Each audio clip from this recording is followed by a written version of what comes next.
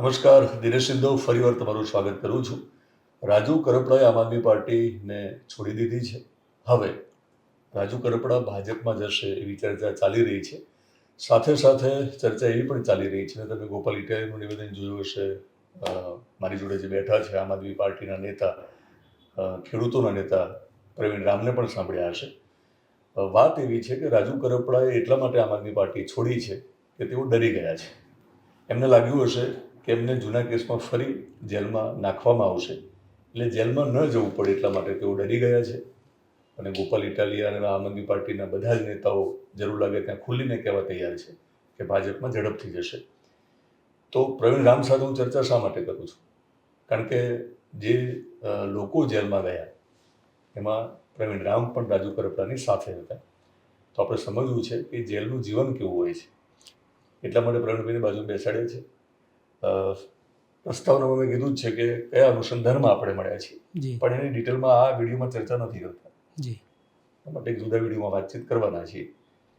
પણ માનીને ચાલો કે જો રાજુ કરપડા ખરેખર જૂના કેસમાં જેલમાં જવાથી જો ડરી ગયા હોય, એટલે જો ભાજપમાં જવાના હોય ને આમ આદમી પાર્ટી છોડી દીધી હોય, માની લો એક સમયે, તમારે સમજવું કે જેલનું જીવન કેવું હોય છે ને જેલમાં ડર લાગે છે કે નહીં, એ બધા સવાલો કરવા છે.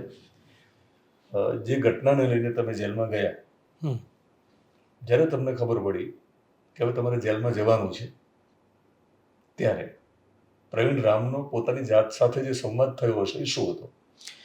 ચોક્કસથી આપે જે વાત કરી કે ભાઈ જેલનું જીવન કેવું હોય છે, અને પ્રથમ જ્યારે જેલમાં જવાનું થયું એ સમયે મારી સ્થિતિ, કન્ડિશન શું હતી. જનરલી હું એવું માનું છું દિનેશભાઈ કે જેલ જનરલી કોઈ પણ વ્યક્તિ, આ દેશના, રાજ્યના કોઈ પણ વ્યક્તિના જીવનમાં જેલ જો આવે તો એ એના જીવનનો ખરાબમાં ખરાબ અનુભવ અને ખરાબમાં ખરાબ સમય 110% હોય. પણ આખી ગેમ તો મેન્ટલી છે. હું આખી ડીપમાં આપને જઈશું. ફરી સ્પષ્ટતા કરું જી કે તમે નેતા તો છો, એ મટી નથી જવાના, પણ પ્રથમ માણસ છો તમે. તો મારે બહુ સ્પષ્ટ અને સાચા જવાબો જોઈએ. જ્યાં ડર લાગ્યો હોય તો કહેવાનું કે મને ડર લાગ્યો. ચોક્કસ. એટલે અમે તમારી મર્દાનગી ઉપર શક નહીં કરીએ. જી. કારણ કે ઘણીવાર છે ને, મર્દને પણ દર્દ થાય. એટલે માની લેવાની જરૂર નથી કે જેને દર્દ થાય મર્દ ના હોય. તો આપણે સમજવું છે કે જ્યારે જેલમાં, કારણ કે દરેક લોકોને જેલનો અનુભવ નથી હોતો, તમે જેલના જે અનુભવ લઈને આવ્યા છો, કેટલા દિવસ રહ્યા ટોટલી? 108 દિવસ. 108 દિવસ. તો ત્યાં તો 108 આવવાની નથી ઝડપથી? 108 તમને બચાવી લાવી. તો એ જે દવા 108 આવે તો આપણને સારવાર મળે, પણ ત્યાં તો કોઈ સારવાર તમને મળવાની બધું જ સમજવું છે. ઓકે, જ્યાં તમારી વાત અધૂરી રહી હતી. હા, મૂળ વાત એ છે કે 108 દિવસની જેલ મેં મારી સાથે રાજુભાઈ, અન્ય લોકો અને બાકી ઘણા બધા ખેડૂતોએ 108 દિવસની જેલ ભોગવીને આવ્યા. એમાં ભાવનગર અને ત્યારબાદ રાજકોટ એવું કહેવાય છે, અને વાસ્તવિક વાત છે કે ગુજરાતની તમામ જેલોની અંદર સૌથી વધારે કોઈ સ્ટ્રિક્ટ જેલ હોય તો એ રાજકોટ જેલને માનવામાં આવે. બીજી જેટલી પણ સબ જેલો હોય ત્યાં એક એવો ડર હોય કે અહીંયા જો તમે સારી વર્તણૂક તમારી નહીં હોય તો તમને રાજકોટ જેલમાં નાખી દેશે. એટલે રાજકોટ જેલના ડરના કારણે ઘણા બધા લોકો જે છે એ અમુક વર્તણૂકથી અટકે. એટલે રાજકોટ જેલમાં ગયા. બાકી રાજકોટ જેલમાં અમને રાજકોટ જેલમાં અમે લગભગ 3 મહિના જેટલો સમય પસાર કર્યો. પણ રિયલ વાસ્તવિક વાત માની લો કે તમે જે કીધી કે મારો અનુભવ કહું, પછી પબ્લિકનો મને જે મેં ઓબ્ઝર્વ કર્યું એ વાત અલગ છે. તમે જેલમાં જાઓ ને ત્યાંથી એ વાત કરીશું. હું તમને મારું જે પહેલી પ્રતિક્રિયા છે, તમને ખબર પડી જેલમાં જવાનું છે ત્યારે શું હતું? મને જ્યારે ખબર પડી, મારી ઉપર જ્યારે એફઆઈઆર થવાની હતી, મને ખ્યાલ જ હતો. કારણ કે આ ઘટના બની એટલે હું ત્યાં સ્થળ ઉપર, મને લોકોએ ત્યાંથી હટાવી દીધો હતો. પણ મને ખ્યાલ હતું કે અમે તો એમને વગર બોલાવ્યા મહેમાન છે, અમારી ઉપર એફઆઈઆર ન થાય એવું બને જ નહીં. એટલે એફઆઈઆર થવાની ફાઇનલ હતી. પણ શું થશે એફઆઈઆર, કેવા લેવલની આ લોકો એફઆઈઆર કરશે? એફઆઈઆરની કોપી જ્યારે મારી પાસે આવી ત્યારે 307, એટલે હવે નવા કલમ મુજબ 109. એટલે ત્યારે જ એક્ઝેક્ટલી આઈડિયા આવી ગયો કે લાંબી લડાઈ છે અને લાંબો સમય જેલમાં જવું પડશે. અલગ અલગ લોકોના વર્તણૂકમાંથી વાતો મળી કે 3 મહિના સુધી, આફ્ટર ચાર્જશીટ સુધી જામીન નહીં મળે, આ તે. તો એ જે શરૂઆતના 2 દિવસો જે હતા મારા માટે, એ 100% ભલે મેં મારા ગમે એટલો હિંમતમાં રહ્યો હોય, પણ એ 2 દિવસ મારા માટે 100% ડિફિકલ્ટ હતા. કારણ કે એ 2 દિવસ હું થોડો ડિસ્ટર્બ થયેલો કે શું, ડિસ્ટર્બ એટલું જ કે શું થશે, કેટલા સમયે જામીન મળશે, જામીન જ્યારે મળે ત્યારે પરિવારનું શું થશે, એટલા દિવસો સુધી પરિવારથી અલગ રહેવું પડશે. મારો ટૂંકમાં 1 વર્ષનો નાનો બાળક, 1 વર્ષ પણ ત્યારે 11 મહિના થયા હતા. તો મને એવી ઈચ્છા હતી કે એના પહેલા જન્મદિવસના દિવસે સારી રીતે મારે સેલિબ્રેટ કરવો છે. તો મને એ બધું ધૂંધળું લાગતું હતું કે હું એની સાથે નહીં હોય. તો આ વાતને લઈને હું ઓબ્વિયસ કહું તો મારા વ્યક્તિત્વમાં થોડો ડર ગરી ગયો હતો. હું ડરેલો હતો. ઇવન જે દિવસે અમે નક્કી કરેલું કે 16 તારીખે અમારે પાર્ટી ઓફિસે જઈ ત્યાં ધરણા કરવાના છે અને પોલીસ અમને પકડી જવાની હતી, અમારે સરેન્ડર કરી દેવાનું હતું ગુજરાતના ખેડૂતો માટે. એક વાત તમને એ પણ ખોલીને કહું કે જો અમે ધાડતા તો અમને એટલા દિવસની જેલ નહોતી થતી, અમે ત્યાંથી નીકળી શકતા હતા. અમે માની લો કે આફ્ટર ચાર્જશીટ પછી જ હાજર થઈએ તો 15-20 દિવસની જેલ કપાઈ જતી હતી. 15-20 દિવસમાં જ અમે નીકળી શકતા હતા. પણ ગુજરાતના નિર્દોષ ખેડૂતો જેલમાં હતા અને અમે બહાર રહીએ. ગુજરાતના નિર્દોષ ખેડૂતોની દિવાળી જેલમાં જાય અને અમે બહાર હોય, એ અમને મગજમાં પોસાતું નહોતું. એટલા માટે અમે સરેન્ડર થયા એ દિવસે, એની આગલી રાત્રે હું ઓબ્વિયસ કહું કે લગભગ રાત્રે મને 12 વાગ્યા સુધી ઊંઘ પણ નહોતી આવી. 12-1 વાગ્યા સુધી. 1 વાગ્યા પછી મને ઊંઘ આવી. ત્યાં સુધી મને થોડો આ ડર હતો કે શું થશે. હું મારા બાળકના જન્મદિવસ વિશે વિચારતો હતો પણ તો પણ મને મારી આંખો ભીની થઈ જતી હતી. અને મેં ઓબ્વિયસ એક જે વિડીયો બનાવ્યો હતો જેલમાં જતા પહેલાં, ત્યારે પણ મેં જ્યારે એમના જન્મદિવસની વાત કરી તો ઓબ્વિયસ હું અંદરથી ઇમોશનલ થઈ ગયો હતો. મારી આંખમાં આંસુ પણ આવી ગયા હતા. તો આ જે શરૂઆત જ્યારે અમે જતા હતા ત્યારની મારી જે જર્ની હતી 2 દિવસની, એ ડિફિકલ્ટ હતી. હું થોડો મેન્ટલી ડિસ્ટર્બ હતો, થોડો ડરી પણ ગયો હતો. ડરી એટલે બીજું એક જ વસ્તુ કે કેટલું થશે, પરિવારથી દૂર રહેવું પડશે, આ તે. પણ પછીનો જ્યારે દિવસનો જે સમયગાળો હતો તો એકલા ખૂણામાં જઈને, બાથરૂમમાં જઈને અથવા તો કંઈક ખૂણો શોધીને જ્યાં તમને કોઈ જોવે નહીં, કેટલી વાર રડ્યા? ના, એ દિવસે એ વાતનું રોવું તો મને નથી આવ્યું. પણ જ્યારે હું મારા બાળક વિશે વિચારતો હતો, એટલા માટે હા, મારા એક નેતા તરીકે, કારણ કે તમને ખબર હતી કે જેલમાં જવાથી નેતાને ફાયદો થાય, જેલમાં હંમેશા ફળે. ખેડૂત માટે કશું કરવાનું હોય તો પણ તમને લાગે કે ચલો ખેડૂત માટે કરવું છે, માની લઈએ. પણ એક બાપ તરીકે, એક પતિ તરીકે અને એક પુત્ર તરીકે તમારી જે ભૂમિકા બીજી હતી અને એ જે તાણાવાળા હોય લાગણીઓના, જી એ જે ડરાવે, જે રડાવે, એની વાત કરીએ છીએ. ચોક્કસથી વ્યાખ્યા થોડી જુદી હોઈ શકે. ચોક્કસ. એ પેલી દિશામાં તો તમે જેમ કીધું એમાં હું ક્લિયર કટ હતો કે ઓકે, એના માટે લડવા નીકળ્યા છે તો એમાં કોઈ ટેન્શન નથી. પણ અહીંયા જે ઇમોશન બંધાયેલા હતા પરિવાર સાથે, એ ઇમોશનની અંદર હું રિયલ કહું તો જ્યારે આગલા દિવસે હું જેલમાં જતો હતો, એ દિવસે આગલા દિવસે જ્યારે હું વિડીયો બનાવતો હતો અને વિડીયોમાં જ્યારે મેં પુત્રની વાત કરી ત્યારે મને ઇમોશન મારા ચહેરા ઉપર આવી ગયા, મને આંખમાં આંસુ આવી ગયા. અને એકવાર લિટરલી હું એ વિચારતો હતો કે હું મારા દીકરાના જન્મદિવસના દિવસે એની સાથે નહીં હોય તો એની તસવીરો મારા ફેસમાં, મારા માઇન્ડમાં સામે આવતી હતી. કારણ કે એવડું બાળક, નાનું બાળક રમાડવું કોણ ન ગમે, અને એ જ સમય રમાડવાનો હોય.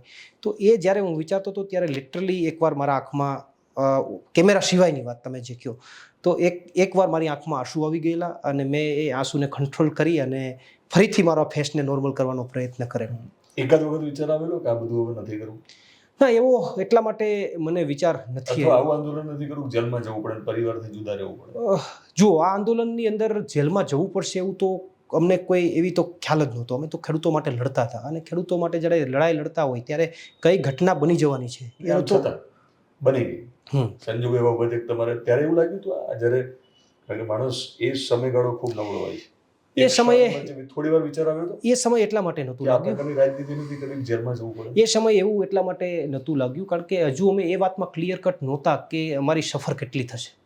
108 દિવસથી થશે એવું તો પહેલાં ખ્યાલ ન હોય. બાકી તો તમે મેન્ટલી ત્યારે ડિસ્ટર્બ થાવ, ઓહો 108 દિવસ, 3.5-4 મહિના કઈ રીતે કાપશું. ત્યારે એક આશા હોય, અપેક્ષા હોય કે ભાઈ વહેલામાં વહેલા નીકળી જશું, કદાચ થોડોક સમય, મહિનો 1.5 મહિનોમાં લગભગ આનો રસ્તો નીકળી જશે. એટલે એ અપેક્ષાના કારણે તમારું મોરલ એટલા લેવલ સુધી હજી ડાઉન ન થાય. તમને પહેલાંથી જ ક્લિયર કટ હોય કે 3.5-4 મહિના તો માણસ મેન્ટલી ડિસ્ટર્બન્સ થઈ જાય.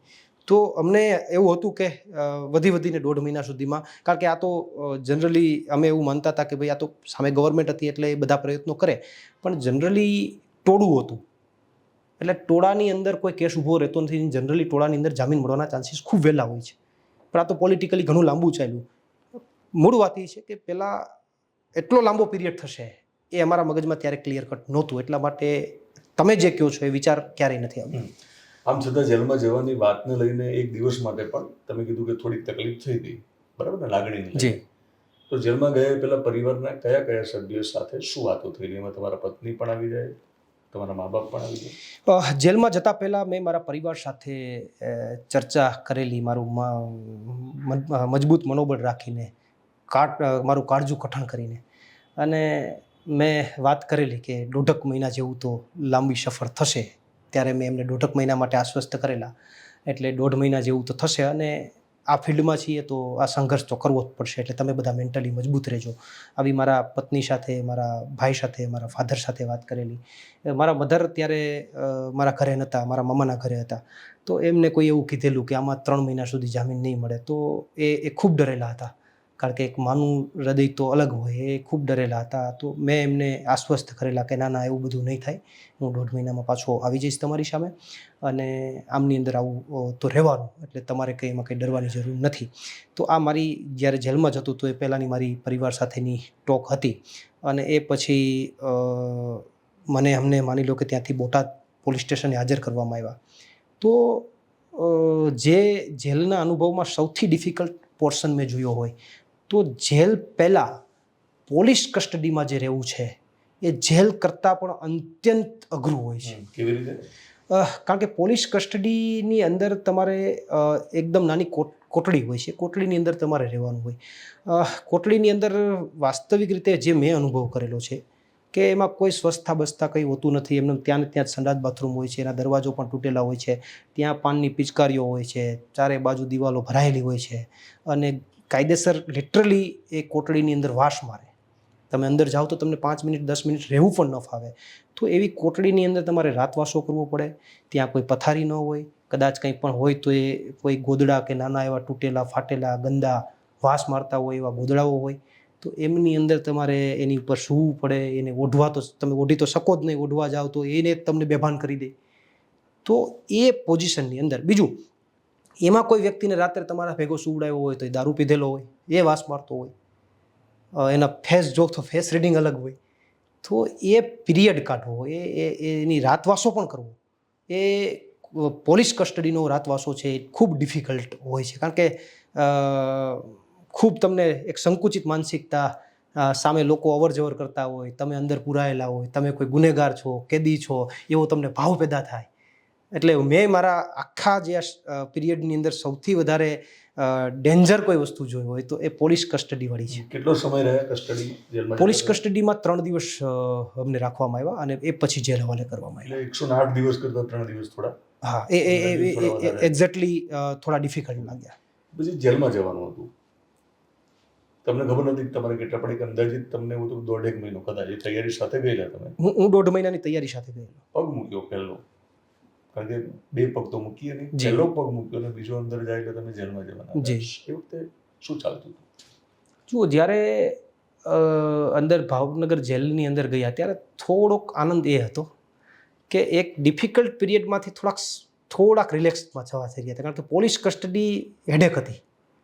એટલે પોલીસ કસ્ટડીમાંથી કેમ છટકીએ અને જેલમાં જઈએ તો એક ભલે ખરાબમાં ખરાબ સમય, પણ વધારે પડતા ખરાબ સમયમાંથી થોડાક સારા સમયમાં જવાના હતા. હવાનો ફેરબદલ. હા, હવાની ફેરબદલ થવાની હતી.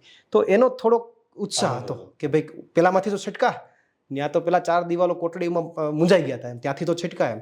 તો એની એક થોડીક રિલેક્સ મૂડ હતું. અને જેલમાં જ્યારે એન્ટ્રી કરી ત્યારે કેવી જેલ હશે, શું હશે, કેવી પરિસ્થિતિ હશે, કઈ રીતે હશે, આફ્ટર કઈ રીતે છે, પહેલાં તમને 24 કલાક આફ્ટરમાં રાખે. તો એ બધા વિચારો ચિત્ર બનાવતા હતા મગજમાં. જઈએ એટલે સૌથી પહેલાં ઝડતી કરે. ઝડતીની અંદર આપણે જેટલો પણ સામાન લઈ ગયા હોય એ બધો ચેક થાય. થોડું સમજાવો. તમે કીધું કે તમને અંદર તમે પગ મૂકો ને પછીની પ્રોસેસ સમજાવો. જેવા તમે જેલની અંદર એન્ટ્રી આપણે કરીએ એટલે શરૂઆતમાં તો જે કંઈ પણ ત્યાં ટેબલ નાખીને એક અધિકારી બેઠા હોય, ત્યાંના સિપાહી બેઠા હોય, એ તમારું નામ તે બધું વેરીફાઈ કરે. એ પછી એમની પ્રોસેસ આખી હોય કે એક પાર્ટ ઓફ પ્રોસેસ એવી હોય કે તમે જેટલો સામાન લઈ ગયા છો એમની ઝડતી થાય. એ બધો તમે પેક કમ્પ્લેટ કપડાં વ્યવસ્થિત રીતે કમ્પ્લેટ કરીને ગયા હોય, ત્યાં અંદર જાઓ એટલે સીધા એ બધા વીખી નાખવાના. એ કાઢીને આમ કરીને બધું વીખી નાખે. પછી એ ગોટો પાછો તમે ઇસ્ત્રી બિસ્ત્રી ત્યાં બધું ઝીરો થઈ જાય. તો બધું જ ચેક કરે. ઇવન તમારી આપણા પોતાની જડતી થાય. આપણા પોતાની જડતીની અંદર આપણા કપડાઓ બધા નિર્વસ્ત્ર કરી દેવામાં આવે અને ચેક કરવામાં આવે કોઈ વસ્તુ સાથે લઈને નથી આવવાને. તો આ એક જડતીનો નિયમ છે. જેટલા લોકો જેલમાં ગયા છે એમને એનો અનુભવ છે. બધા કપડાં કાઢી નાખવામાં આવે, તમને બેસાડવામાં આવે, ઊભા કરવામાં આવે. આ એક જેલનો પ્રોસેસ છે. પાર્ટ ઓફ 2 બીજી પ્રોસેસની અંદર તમારી માની લો કે જેલ એન્ટ્રીની અંદર જે કંઈ પણ એને ઓફિસ વર્ક કરવાનું છે એ થાય. તમારા ચહેરા નિશાની થાય. ટૂંકમાં તમારા અંદર માની લો કે કોઈ બે ચિહ્નો હોય તો એ ત્યાં પહેલાં થાય. તમારું નામ, તમારું એડ્રેસ શું છે એ બધું વેરીફાઈ થાય અને એ એક આખી ઓફિસ વર્ક થાય. એ પછી તમને આફ્ટર બેરેકમાં રાખવામાં આવે. અલગ જેલમાં બેરેકો હોય. 5 જનરલ બેરેક હોય, પછી અન્ય અમુક બેરેકો જે છે એ માની લો કે સલામતીવાળી બેરેકો હોય કે જેમની અંદર વધારે પડતા ખૂંખાર પેલા હોય, જે કંઈ બંદીવાન હોય એને રાખવામાં આવે. કોઈ લોકોને સલામતી પર્પઝ રાખવામાં આવે. એ બેરેક આખી અલગ હોય, સિક્યુરિટીવાળી બેરેક. એમની અંદર નિયમો વધારે સ્ટ્રિક્ટ હોય. જ્યારે જેલ એન્ટ્રી કરીએ ત્યારે સીધી તમને બેરેક ન ફાળવે તમારી. એ પહેલાં તમને આફ્ટર બેરેક કરીને હોય. આફ્ટર બેરેકની અંદર તમને મૂકવામાં આવે. આફ્ટર બેરેક જે છે એ જનરલી લાંબો હોલ હોય અથવા નાની બેરેકો હોય તો એ એક સાથે પેલા બકરા ભર્યા હોય એમ ભરી દેવામાં આવે. એક રૂમની નાની કોટડી હોય એમાં 5 જણા પણ સૂઈ ન શકે, એમાં 15-20 ભર્યા હોય. તો એમની અંદર તમને પહેલાં સીધા ટ્રાન્સફર કરી દેવામાં આવે. એ સમયે તમને એક થાળી, એક વાટકો, એક નીચે ખાલી સૂવા માટે ચટાઈ અને એક ઓઢવા માટે નાની ચટાઈ, એટલું તમને જે નોર્મલ જરૂરિયાતની વસ્તુઓ તમને આપવામાં આવે.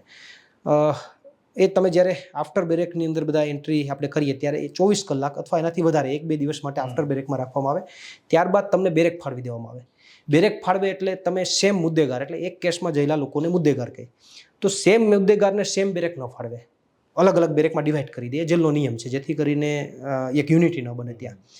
તો એ અલગ બેરેક ફાળવી દેવામાં આવે અને એ અલગ બેરેક ફાળવી દીધા પછીની રૂટીન લાઈફ જેલની સ્ટાર્ટ થઈ જાય. જેલની રૂટીન જે કંઈ લાઈફ છે એમની. હા, એટલે બેરેકમાં એ નંબર હોય છે. કેદી નંબર તમારો કયો? કેદી નંબર બધાને અલગ ફાળવે. ભાવનગરની અંદર મારો કેદી નંબર અલગ હતો, એ મને અત્યારે મારા ધ્યાનમાં નથી. પણ રાજકોટની અંદર મારો કેદી નંબર હતો 2450 જેવો કેદી નંબર. અને ત્યારબાદ મારો કેદી નંબર ફરીથી ચેન્જ થયો હતો 2 મહિના પછી. એ અરાઉન્ડ 400 સમથિંગનો કેદી નંબર મારો આવેલો. ઓકે. તો કેદી નંબર ફાળવે તમને ત્યાં. અને બેરેક નંબર, કેદી નંબર, તમામ વસ્તુઓ તમને માની લો કે બેરેક અહીંયા જે છે ભાવનગર છે તો ભાવનગરની અંદર 7 બેરેક હોય, નવી જૂની એમ. રાજકોટમાં જાઓ તો રાજકોટમાં ઘણી બધી બેરેકો છે. એમાં રાજકોટની અંદર યાર્ડ હોય, એક યાર્ડની અંદર 5 કે 6 બેરેક હોય, 4 બેરેક હોય, 6 બેરેક હોય. તો એવા અઢળક યાર્ડો છે અને એમની અંદર બેરેકો હોય. બેરેક એટલે વન ટાઈપ ઓફ હોલ કે જેમાં 35-40 લોકોને રાખી શકાય. તો તમને ફાળવી દેવામાં આવે. મારો રાજકોટની અંદર 5 હતો, એટલે મારી યાર્ડ 5 અને મારી બેરેક નંબર પણ 5. એમ અલગ 5 સાથે કોઈ કનેક્શન છે તમારા જીવનમાં? એટલે આ બધી સંખ્યા આંકડાવાળી વાત એટલે પૂછું છું, કંઈક તમે નોંધ્યું હોય. કનેક્શન 5 સાથે તો કનેક્શન મને ધ્યાનમાં નથી આવ્યું, પણ અમે જે જેલનો પીરિયડ કાઢ્યો એમાં કનેક્શન આવ્યું છે. જે દિવસે અમારી અટક થઈ, સરેન્ડર થયા, એ દિવસે એકાદશી અને જે દિવસે અમને જામીન મળ્યા એ દિવસે પૂનમ. દિવસો પણ 108. આપણી સંસ્કૃતિની અંદર 108 માળાની જો 108 મણકાની માળા પણ કરીએ તો એ બહુ તરી જવાય છે. તો અમે તો ખેડૂતો માટે 108 દિવસ જેલમાં રહીને આવ્યા, એટલે એક માળા પૂરી કરીને આવ્યા. તો એ કનેક્શન તો મને ક્યાંક ટચ થયું, નોંધ્યું. 109 કલમ લાગી અને 109માં દિવસે જ બહાર નીકળ્યા. આ પણ કનેક્શન ક્યાંક ટચ થયું. 108માં દિવસે બહાર નીકળ્યા તો અંદરથી ભાવ ઊભો થયો કે હવે ગુજરાતની જનતા માટે 108 બનીને કામ કરવું છે. તો આ કનેક્શનો ક્યાંક મેચ થયા. તો એ મેં ફીલ કર્યું, એ વાતને મેં ફીલ કરી. તમે ફીલ કરવાની વાત કરી છે. થોડાક બેરેકમાં ગયા તમે, એની પહેલાં હું પાછો લાવું તમને. જી. જે તમે એન્ટ્રી લીધી શરૂઆતમાં, લગ્ન કરે તમને, કારણ કે હું એવું માનું છું એક જુદી યાતના હોય છે. રાઈટ. માણસ સ્નાન કરવા માટે કપડાં ઉતારે એ જુદી વાત હોય છે. તો માણસને જ્યારે લગ્ન કરવામાં આવે છે એ વખતે શું થયું? એ દિવસે એ સમયે 100% તમારો ભાવ ખૂબ અઘરો હોય છે, કારણ કે તમે એ અવસ્થામાં જ્યારે આવો છો ત્યારે તમે થોડી ગિલ્ટી ફીલ કરો છો, પણ પાર્ટ ઓફ પ્રોસેસ છે. અને પાર્ટ ઓફ પ્રોસેસ છે, પણ એ પણ પીડા આપે છે. સમજ 110% ક્ષણ પણ 110% પીડા આપે છે. એ પીડાવાળી વસ્તુ છે. કારણ કે એ નેચરલ વસ્તુ નથી, નેચરલ નથી, એટલે પીડા આપે છે, 100% પીડા આપે છે. એ તમને એ સમય માટે થોડા ડિસ્ટર્બ કરી દે છે. હવે તમે જ્યારે બેરેક તમને ફાળવી દેવામાં આવી જ્યાં તમારે રહેવાનું હતું તો કેટલી સંખ્યા હતી એ બેરેકમાં? અરાઉન્ડ 2 જગ્યાએ જ્યાં બંને જગ્યાએ બેરેકો ફળો ત્યાં 35 થી 40 લોકોની કેપેસિટીવાળી બેરેક હતી. જનરલી એ સમય પીરિયડની અંદર મારા ખ્યાલથી એવું હતું કે બેરેકોની કેપેસિટી તો 30-35ની જ હતી, પણ એટલી બધી સંખ્યાનો વધારો હતો કે 10 લોકો વધારે હતા બેરેકમાં જેટલા હોવા જોઈએ એની જગ્યાએ. એટલે જનરલી તમામ બેરેકો જે કે અમે જ્યાં બંને જગ્યાએ રહ્યા એમાં 35-40ની કેપેસિટીવાળી બેરેકો હતી. અને તમારે ત્યાં રહેવાનું થયું અને જ્યારે પહેલી વાર તમે રૂમમાં એ જે દિવસ પહેલો અને જે પહેલી રાત હોય છે એ કેવી હોય છે? જનરલી મેં જે વ્યક્તિગત રીતે જેલમાં જતાં પહેલાં જે ફીલ કરેલું અને પોલીસ કસ્ટડીમાં જે ફીલ કરેલું એ મારો ડાઉન ફોલ આવી ગયો હતો. ત્યાં મને એટલો બધો જેલમાં જઈને એટલો બધો એની અસરો નથી, મિનિમાઇઝ થઈ ગઈ હતી ઘણી બધી, કારણ કે હું પોતે એમાં સર્વાઈવ થઈ ગયો હતો કે આમાંથી પસાર થવાનું છે. પહેલો દિવસ જ્યારે જેલમાં માની લો કે અમારો થયો અને પહેલા દિવસે જ્યારે અમે અંદર એન્ટર થયા, મારા ખ્યાલથી બપોર પછીનો પીરિયડ હતો, અમે બપોરે જમ્યા પણ નહોતા, તો એ ભૂખ લાગી હતી ખૂબ. અંદર લગભગ 4-5 વાગ્યાનો સમય વાગી ગયો હતો, ભૂખ લાગી હતી. બપોરે પણ ત્યાં જમવાનું તો કારણ કે જેલના જમવાના ટાઈમિંગમાં તમને આપણે કઈ શાખા અલગ છે, તો ત્યાં જઈને પહેલાં તો અમે જેલ પ્રશાસનને એ વિનંતી કરી કે બધા ભૂખ્યા છે એટલે જમવાની વ્યવસ્થા કરાવી આપો. એટલે એ લોકોએ અમુક સમય પછી જમવાની વ્યવસ્થા કરાવી આપી. એટલે જેવું આવ્યું તેવું, એટલી બધી ભૂખ લાગી હતી કે બધા, કોઈને ગમ્યું ન ગમ્યું, ભાવ્યું ન ભાવ્યું, બધા જે મજા આવી બધા ખાઈ લીધું. અને પહેલી રાતની અંદર કારણ કે નાની કોઠડીઓ હતી આફ્ટરમાં અમે ભાવનગર જ્યારે ગયા ત્યારે, તો એમાં ફૂલ કેપેસિટી હતી, એકદમ ટૂંકમાં કીચોકીચ ભર્યા હતા બધાય. એટલે બધાએ પોતપોતાની રીતે યાતનાઓ સાથે રાત્રિ પસાર કરી. પહેલી રાત્રિમાં થોડીક મને ઊંઘમાં એટલા માટે પ્રોબ્લેમ આવેલો કે મને મેન્ટલ ડિસ્ટર્બન્સ નહોતું, કોઈ ટેન્શન નહોતું, પણ કાયમી માટે તમે સૂવા માટે ટેવાયેલા ગાદલાની અંદર અથવા એ ટાઈપના બેડમાં અને સીધી જમીન ઉપર ચટાઈ ઉપર સૂવું પડે કે એકદમ કડક. તમે સૂવતો પણ અડધી કલાકમાં તમારું શરીર જકડાઈ જાય. તો એ પરિસ્થિતિની અંદર રાત્રે 3-4 વાર 5 વાર ઊંઘ ઉડી ગયેલી, ગોથા પણ મારેલા. ઓશિકો આપે છે? ઓશિકો નહીં, ઓનલી છટાઈ આપે, ઓઢવાનું એક નાની એકદમ પેલી આપે, અને એમાં પણ સ્વચ્છ હોય એવું કોઈ ગેરંટી ન હોય. એ પણ કસ્ટડી કરતાં સારી, પોલીસ કસ્ટડી કરતાં ઘણી બધી સારી, 100 ગણી સારી. એટલે એમની અંદર તમારો ઇન્ટરવ્યુ જોઈને પોલીસ કસ્ટડીમાં વધારે કેદીઓને રાખે, ભાઈ અહીંયા વધારે એમને યાતના મળે છે. શરૂઆતમાં ભાવનગરમાં તો મને કોઈ ઊંઘવાનો સ્પેસ કેટલી મળે? આમ આજુબાજુમાં પણ સતત કેદીઓ બધા હોય? સ્પેસ તમે જે આપણે સીધા સૂઈ શકીએ તો એમાં તમારી ગાડીને તમે મુવમેન્ટ ન કરી શકો.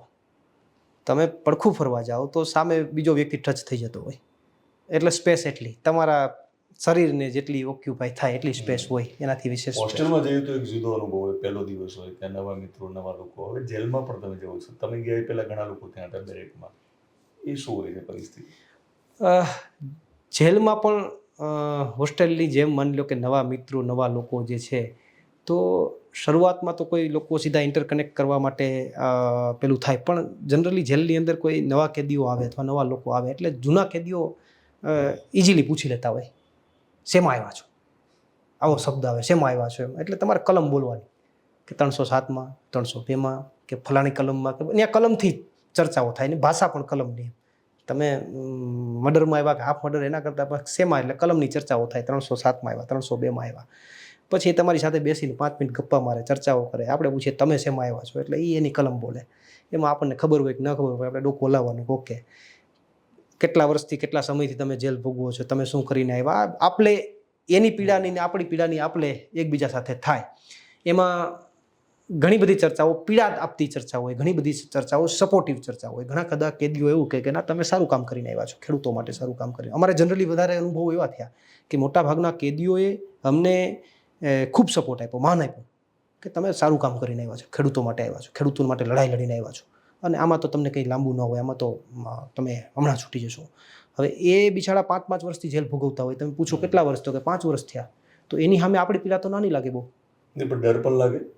ડર પણ લાગે, પણ એની બે વસ્તુ એ થાય. જ કલમમાં જો એ લોકો 5 વર્ષ હોય, હા, એટલે એ ટૂંકમાં એ બીજા કેસમાં ભોગવતા હોય, પણ એ જ કેસમાં જો ભોગવતા હોય તો ડર પણ ઊભો થાય કે આ પરિસ્થિતિ આપણે પણ ભોગવવી ન પડે. પણ એ તો જનરલી એમને તો સજા પડી ગઈ હોય અથવા બીજી કોઈ ત્રીજી વાતમાં હોય, એટલે જનરલી લાંબી સજા કરતા હોય, ભોગવતા હોય. ઘણા લોકોનો કોઈ વાક કે ગુનો ન હોય છતાં પણ એમને જેલ ભોગવી હોય. તો બે વસ્તુ થાય, વાઇસે વર્ષા. એક તમને એવું પણ થાય કે એ બિચારાને કંઈ કર્યું જ નથી છતાં એટલી બધી જેલ કરી, તો એ કેટલો મજબૂત છે. તો આપણે તો ત્યાં કાઢીને કેટલો સમય કાઢવાનો છે. તો એ વાત તમને સ્ટ્રોંગ બનાવે. જ્યારે ઘણીવાર તમે એને ઊંધી રીતે લ્યો છો કે આને કાંઈ નથી કર્યું અને આને એટલા દિવસની જેલ, તો મારું શું થાય, તો એ વાત તમને પીડા આપે. કઈ રીતે કયા એંગલથી તમારે લેવું એ તમારે કેદી તમને ઓળખતો તમે ગયો હોય ને થોડાક દિવસ પહેલા જ કદાચ ગયો હોય ને એને થોડું સમાચારમાં વાંચ્યું હોય, જાણ્યું. મોટા ભાગના કેદીઓ ઓળખતા હતા, કારણ કે અમે જેવા અંદર એન્ટર થયા એટલે કેદીઓ અમને સતત મળવા માટે, જેમ 12 લોકો મળવા આવતા એમ કેદીઓ પણ મળવા માટે સતત આવતા, પ્રયત્ન કરતા મળવા માટે, જે અમારી યાર્ડમાં હોય અથવા દિવસ દરમિયાન કંઈ પણ થાય તો અમને મળે, અભિનંદન પાઠવે, તમે સારું કામ કર્યું છે, સરકારની ટીકાઓ કરે કે આ ખોટું છે. તો મારા ખ્યાલથી મોટા ભાગના કેદીઓ અમને મળવા આવ્યા અને અમને ખૂબ બંને જગ્યાએ, હું રાજકોટ અને ભાવનગર બંને જગ્યાના કેદીઓનો આભાર માનીશ કે એણે અમારી કામગીરીને બિરદાવી અને એ કામગીરીને બિરદાવીને એણે અમને ખૂબ મેન્ટલી પણ સ્ટ્રોંગ કર્યા કે ના, તમે સારું કામ કરીને આવ્યા છો. આ પ્રોત્સાહન તમને ઓક્સિજન આપે, તમને હિંમત આપે, પણ શરૂઆતમાં થોડા પાછા ફરી તમે કીધું કે ઊંઘ ના આવી, પહેલા દિવસે પૂરતી ના આવી, પછીના સમયગાળામાં એટલે કેવી પરિસ્થિતિ હોય છે અને તમે બીજા બધા કેદીની પણ તમે અનુભવ કહી શકો કે ડિપ્રેશનવાળા પણ કેદી હોય છે અને કયા પ્રકારની બીજી યાતનાઓ ત્યાં તમે વેઠી છે? જુઓ, પહેલાં તો આખી હું તમને જનરલ ચર્ચા કરી દઉં તો જેલ છે એ ખુદ જ યાતના છે સૌથી મોટી. એનું કારણ એ છે કે તમારી જિંદગી બહારની દુનિયાઓમાંથી સંકુચિત થઈને 4 દિવાલ વચ્ચે આવી જાય છે. બહારની દુનિયાઓની આખી વિઝિબિલિટી બંધ થઈ જાય છે અને તમારી આખી દુનિયા 4 દિવાલો વચ્ચે આવી જાય છે. એના નીતિ નિયમો, એનું આખું જે કંઈ પેલું છે તમારે ટોટલી ફોલો કરવું પડે. એમની જમવાની જે કંઈ સિસ્ટમ છે આખી અલગ હોય છે. જમવાની અંદર સવારે ઉઠવાથી લઈને રાત્રે તમે ઊંઘી જાઓ ત્યાં સુધીનું જે જીવન છે જેલનું, એ શેર કરો. જે જેલનું આખું રૂટીન છે દિવસ દરમિયાનનું, એમની અંદર 6 વાગે બંદી ખુલે. શબ્દ છે બંદી ખુલે. બંદી મીન્સ એક હોલ હોય, હોલની અંદર તમને એક દરવાજાની અંદર લોક મારીને પેક રાખ્યા હોય. એ જ્યારે બંદી સવારે 6 વાગે, અહીંયા 6, 6:30 ખુલતી ભાવનગર, રાજકોટ 7 વાગે ખુલતી, 6:30, 7 બંદી ખુલે મીન્સ એ દરવાજો ખોલી નાખવામાં આવે અને એક સિપાહી આવે. સિપાહી આવી અને તમને ઉઠાડે સવારે. ફરજિયાત તમારે તમારી પથારી ઉપરથી ઊભું થવાનું. કોઈ સારો સિપાહી હોય તો એ તમને ખાલી ઉઠાડી એમને ગણતરી કરવાની હોય કે કેટલા સિપાહીઓ, કેટલા બંદીવાન છે અહીંયા, કેટલા કેદીઓ છે, તો એ ગણીને આંકડો મારી લે. અમુક સિપાહી થોડા સ્ટ્રીક હોય તો એ સવારમાં જોડીમાં બેસાડે. જોડી શબ્દ છે. જોડી એટલે 2-2ની જોડીમાં બેસી જવાનું. એટલે તમામ લોકો 2-2ની જોડીમાં બેસે એટલે એ ગણતરી કરી લે. એ ગણતરીની આખી સિસ્ટમ છે. એ ગણતરી કરી અને એ નોટ કરી અને સિપાહી છે નીકળી જાય. એ પછીનો પિરિયડમાં તમારે સૂવું હોય તો સૂઈ જાઓ, જાગવું હોય તો જાગો, બ્રશ કરવું હોય તો બ્રશ, તમારી રોજિંદી ક્રિયા કરવી હોય તો તમે તમારી રીતે કરી શકો, પણ ઉઠવું ફરજિયાત સવારે કે જ્યારે સિપાહી આવે ત્યારે.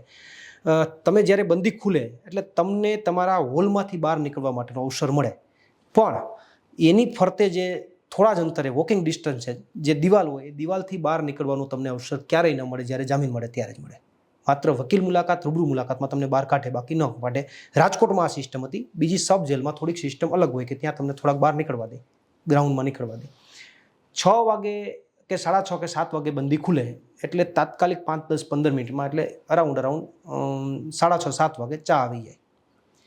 ચા તમારે પીવી હોય તો તમે ત્યાંથી લઈ તમે ચા પી શકો. એ પછી અડધી કલાકના પીરિયડની અંદર નાસ્તો આવે અને એ પછી અડધી કલાકના પીરિયડમાં એટલે રાજકોટની અંદર અરાઉન્ડ 7:45 વાગે અને ભાવનગરની અંદર 7 વાગ્યાની આજુબાજુ બપોરનું 7:30 વાગે બપોરનું જમવાનું આવી જાય. સવારમાં 7 થી 8 વાગ્યાના ગાળામાં બપોરનું જમવાનું આવે અને જમવાનું પણ રોટલી હોય, સબ્જી હોય. સબ્જીમાં બટેટા રૂટીન હોય કાયમી માટે, એને એ સિગ્નેચર છે, બટેટા કાયમી માટે કમ્પ્લેટ હોય. દાળ હોય અને ભાત હોય. આ વસ્તુ એટલી હોય. જમવાનું તો જેલમાં જેલ જેવું જ હોય. પાણીનો વઘાર હોય અને માની લો ને કે તમે સૂપ પીતા હોય એવું તમને ફિલિંગ્સ થાય. રોટલી પણ તમારી સવારે 8 વાગે આવી હોય તો જ્યારે ગરમ રોટલી આવી હોય ત્યારે ખાવા લાયક હોય, પણ એ તમે સંગ્રહ કરીને 12 વાગે ખાવા બેસો તો ખાવા લાયક ન હોય, એને તોડવી પડે, ખેંચવી પડે. આ બપોરની ત્યાં સુધીની સિસ્ટમ. બપોરનું જમવાનું આવી ગયું, તમે લઈ લીધું, બપોર અલ્ટિમેટલી બધા 12 વાગે જમવાના સંગ્રહ કરી લીધું. પછીનો પીરિયડ 12 વાગ્યા સુધીનો તમે રૂટીન બહાર નીકળ્યા છો, કોઈ સાથે વાતો કરી શકો. તમારે યાર્ડની અંદર ટીવી હોય છે તો ટીવીમાં એક જ ચેનલ આવતી હોય, તમારે ડિસાઇડ ન કરવાનું હોય કઈ ચેનલ, ઉપરથી ડિસાઇડ થાય. એમાં નરેશ કનોડિયા હાલતા હોય તો એને જ જોવાનું, જે ચાલતું હોય XYZ. એ બદલતા રહે, અડધી કલાક એ બદલતા રહે. એક જ ચેનલ ચાલે એવું ના. ત્યાં બેઠેલો જે સિપાઈ હોય એને એમ થાય કે મારે મેચ જોવો છે તો મેચ ચાલે, એને એમ થાય કે મને મેચમાં કંટાળો આવે છે તો બધા જે કંઈ કેદીઓ છે એને નહીં જોવાનું. તો એ તમારે ટીવી જોવું, તમે ટીવી જોઈ શકો, તમારી રોજિંદી ક્રિયાઓ કરવી એ કરી શકો.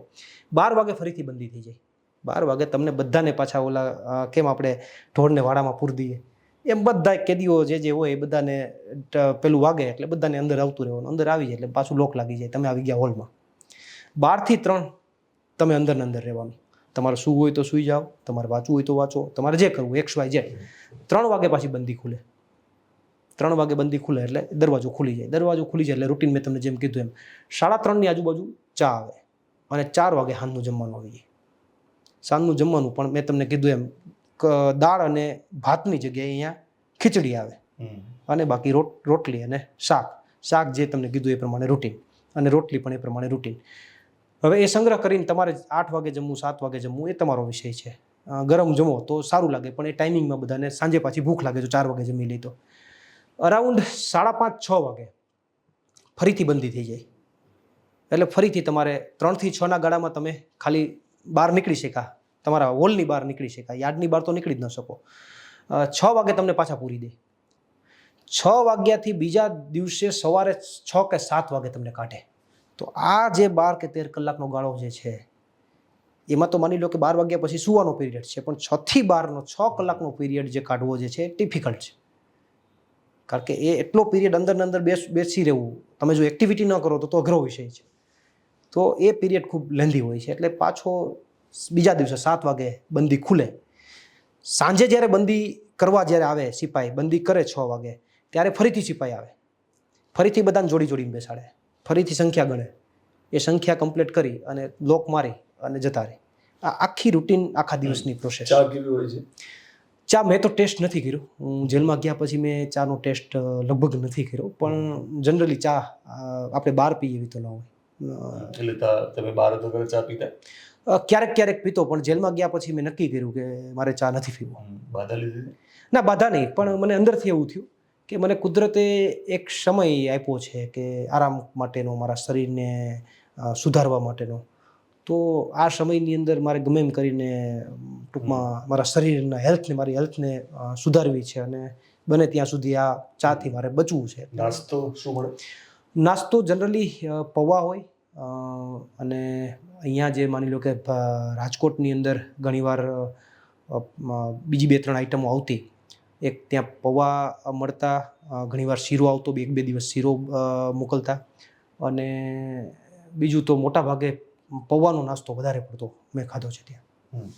તમે ટીવી નથી જોતા, તમે ઊંઘી નથી જતા, અને બાકીની જે પ્રક્રિયા તમે કીધી એમાં નથી હોતા તમે, અને બાકીનો જે સમય મળે તમને ત્યારે તમે શું કર્યું? જનરલી મેં મોટે ભાગે વધારે પડતો સમય એક્સરસાઇઝ, રીડિંગ અને થોડો ઘણો સમય બચ્યો એમાં ટીવી.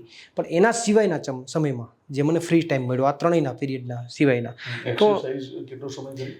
જનરલી મેં 108 દિવસમાં મોટા ભાગના દિવસોમાં રોજની 5 થી 6 કલાક મિનિમમ.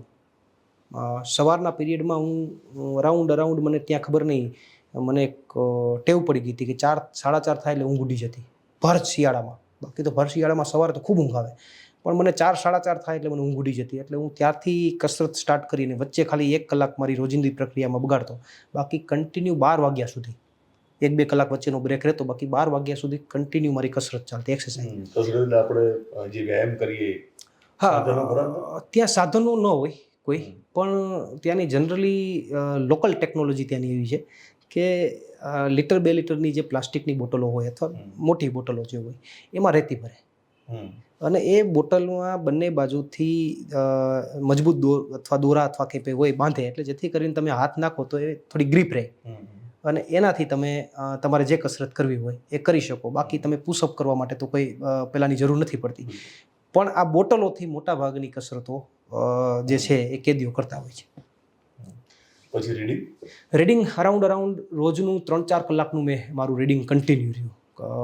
હું મારા બહારથી પણ પુસ્તકો લઈ ગયો હતો, જેલમાંથી અંદરથી પણ મેં ઘણા બધા પુસ્તકો લઈને વાંચન કર્યું. અરાઉન્ડ મારા ખ્યાલથી 35-40 જેટલા 35ની આસપાસના પુસ્તકોનું મેં રીડિંગ કર્યું અને એમાંથી મને ઘણું બધું જાણવા મળ્યું. મેં ઘણું બધું મારા બુકમાં નોટ કર્યું, મારા ફ્યુચર પ્લાનિંગ વિશે નોટ કર્યું. તમામ વસ્તુ મને જે કે બુક્સમાંથી મળી સારી વસ્તુઓ એ બધી મેં મારા એક બુક્સની અંદર નોટ કરી. દરરોજ ડાયરી લખતા? હા, હું ડાયરી બુકમાં વાંચન કરતી વખતે મને જે કંઈ પોઈન્ટ ટાંકવા જેવા લાગે એ લખતો. મેં મારા જીવનની અંદર 2 વસ્તુઓનો ત્યાં જેલમાં રાજકોટ જેલની અંદર મેં લખી કે મારા આખા સંઘર્ષની મેં કથા લખી, મારી પોતાની આત્મકથા કે ભાઈ શું થયું, કેવા પીરિયડમાં હતો, કઈ રીતે આવ્યો, શું થયું, મારો પરિવારની પરિસ્થિતિ શું હતી. હું એક હેલ્થ ઇસ્યુને લઈને 15-20 વર્ષથી ખૂબ મારા ખ્યાલથી પીડાતો હતો. શેર કરી શકાય? હા, હું કરીશ. તો એ હેલ્થ ઇસ્યુને લઈને મેં તમામ સ્ટેપો એમાં ઉલ્લેખ કર્યા. એ લખ્યું મેં મને યાદ રાખવા માટે કે હું કઈ સ્થિતિમાંથી નીકળ્યો, કઈ રીતે નીકળ્યો, વગર ડૉક્ટરે કઈ રીતે નીકળ્યો, એ મેં બધું એમાં લખીને આખી ડાયરી જે છે એ મેં બનાવી છે.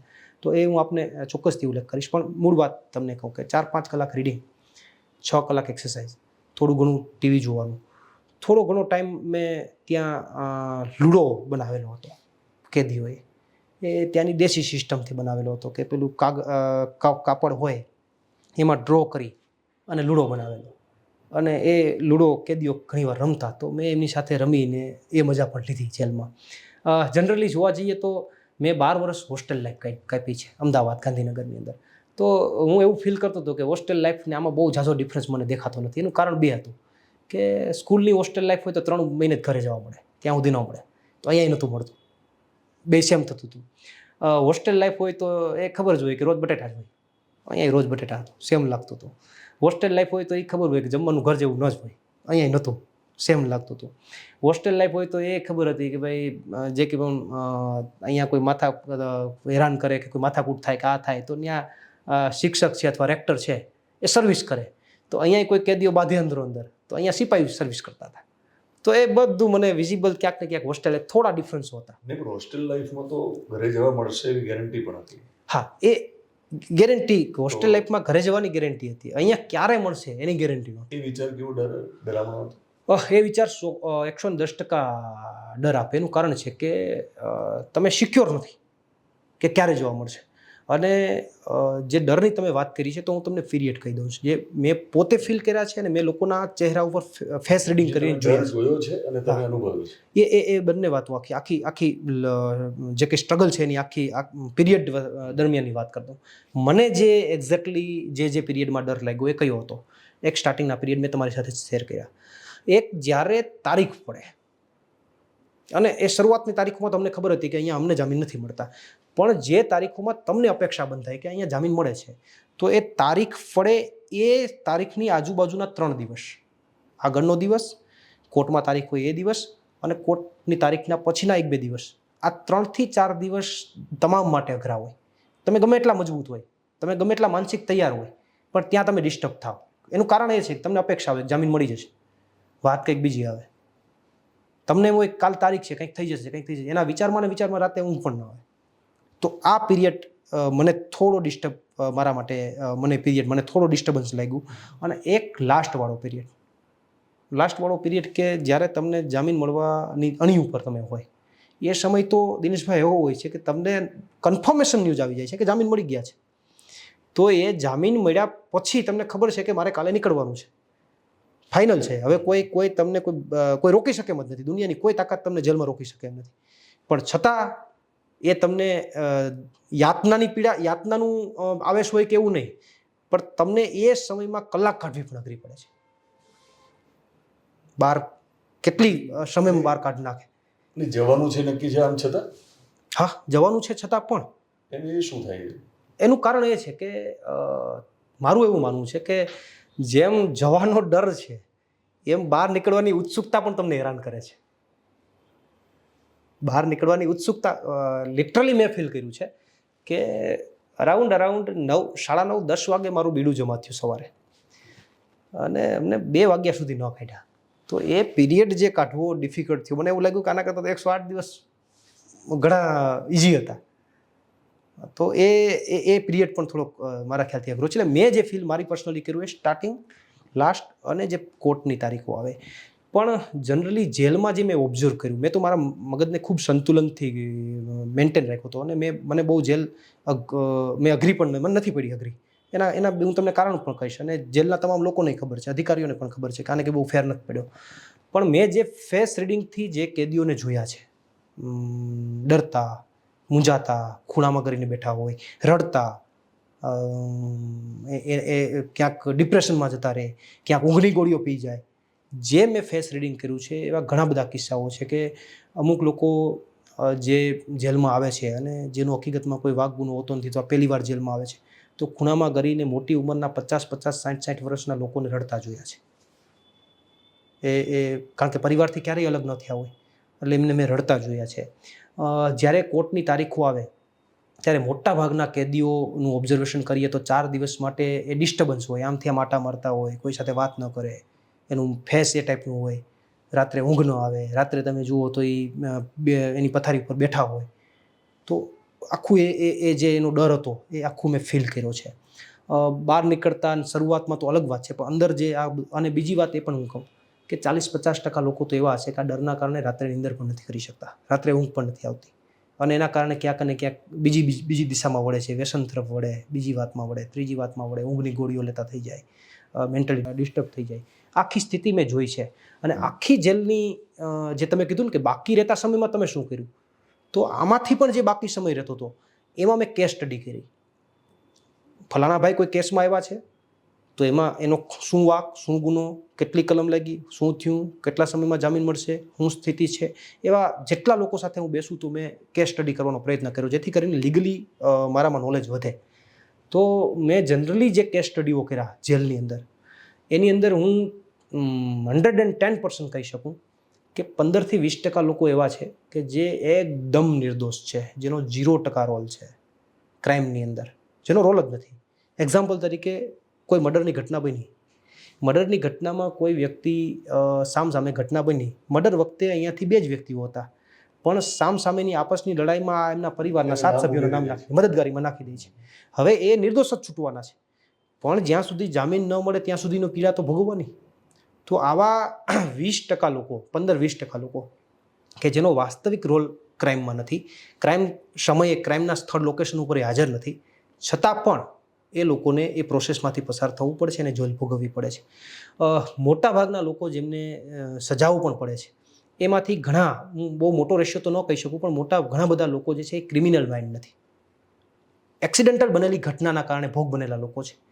ક્રિમિનલ માઇન્ડવાળા લોકોનું મેં મારી કેસ સ્ટડીની અંદર, હું કોઈ એમાં દાવા પુરાવા સાથે નહીં, પણ કેસ સ્ટડીમાં મને એવું જાણવા મળ્યું કે ક્રિમિનલ માઇન્ડવાળા લોકોને સજા નથી પડતી, કારણ કે એ પુરાવાનો નાશ કરી દે છે. પુરાવા એક્ઝેક્ટલી એના નથી ઊભા થતા, એટલે એનો નાશ થઈ જાય છે.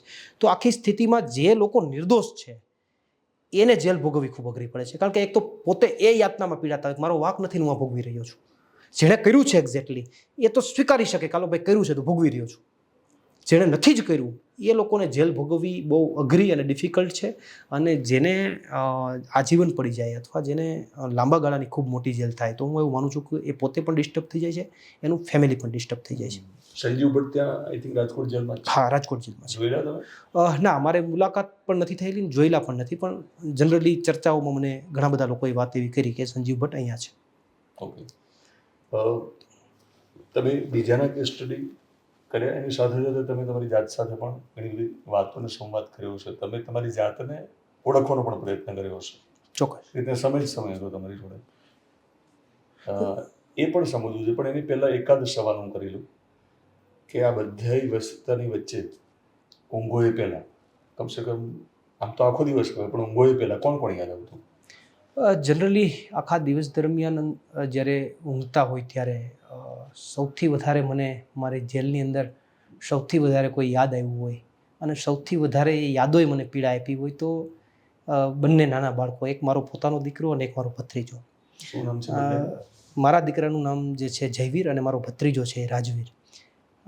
એ બંનેની તસવીરો મારા મગજમાં સતત ભમ્યા કરતી. એનું કારણ છે કે એમનું બાળપણ હતું અને હું જ્યારે જેલમાં ગયો ત્યારે એમના 11 મહિના હતા, 11 મહિના થયેલા.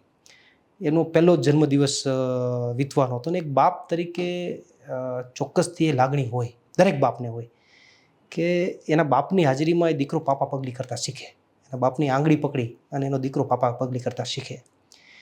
મારા જીવનમાં એ ન બન્યું. જ્યારે મારો દીકરો પાપા પગલી કરતા શીખ્યો ત્યારે હું ખેડમાં ખેડૂતોની પદયાત્રા કરતો હતો, તો એ મોકો મને ન મળ્યો. એ સમયમાં એ ધીમે ધીમે પાપા પગલી કરતા શીખી ગયો. હું 14 દિવસ સુધી ઘરે જ ન પહોંચ્યો.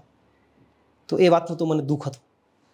વધારાનું દુઃખ એક આ આવ્યું કે એક દીકરો થોડું ઘણું બોલતા શીખે અને એના મુખે પાપા શબ્દ પણ આવે તો પેલો એના પપ્પાના કાનમાં પડે તો એ એક ખૂબ સારી ફિલિંગ્સ આવે. તો એક બાપ તરીકે મને એવી ઈચ્છા હતી કે મારો દીકરો પહેલો શબ્દ પાપા જેથી ઉચ્ચારે તેથી હું ત્યાં એની સામે હાજર હોય. પણ એ પણ મને અંધારા લાગતા હતા કે એમાંય મને નહોતું દેખાતું કે એ શક્ય હશે. કારણ કે હું જે પીરિયડમાં ગયો એ સમયે મારો થોડું કાલાવાલા કરતો થઈ ગયો હતો અને એને કહેવાય ને કે રમાડવાની ઉંમર, એની સાથે કાલાવાલા કરવાની ઉંમર, એક બાપ તરીકે એની સાથે મસ્તી કરવાની ઉંમર, એ એની ઉંમર હતી અને એ સમયે હું એમની વચ્ચે નહોતો.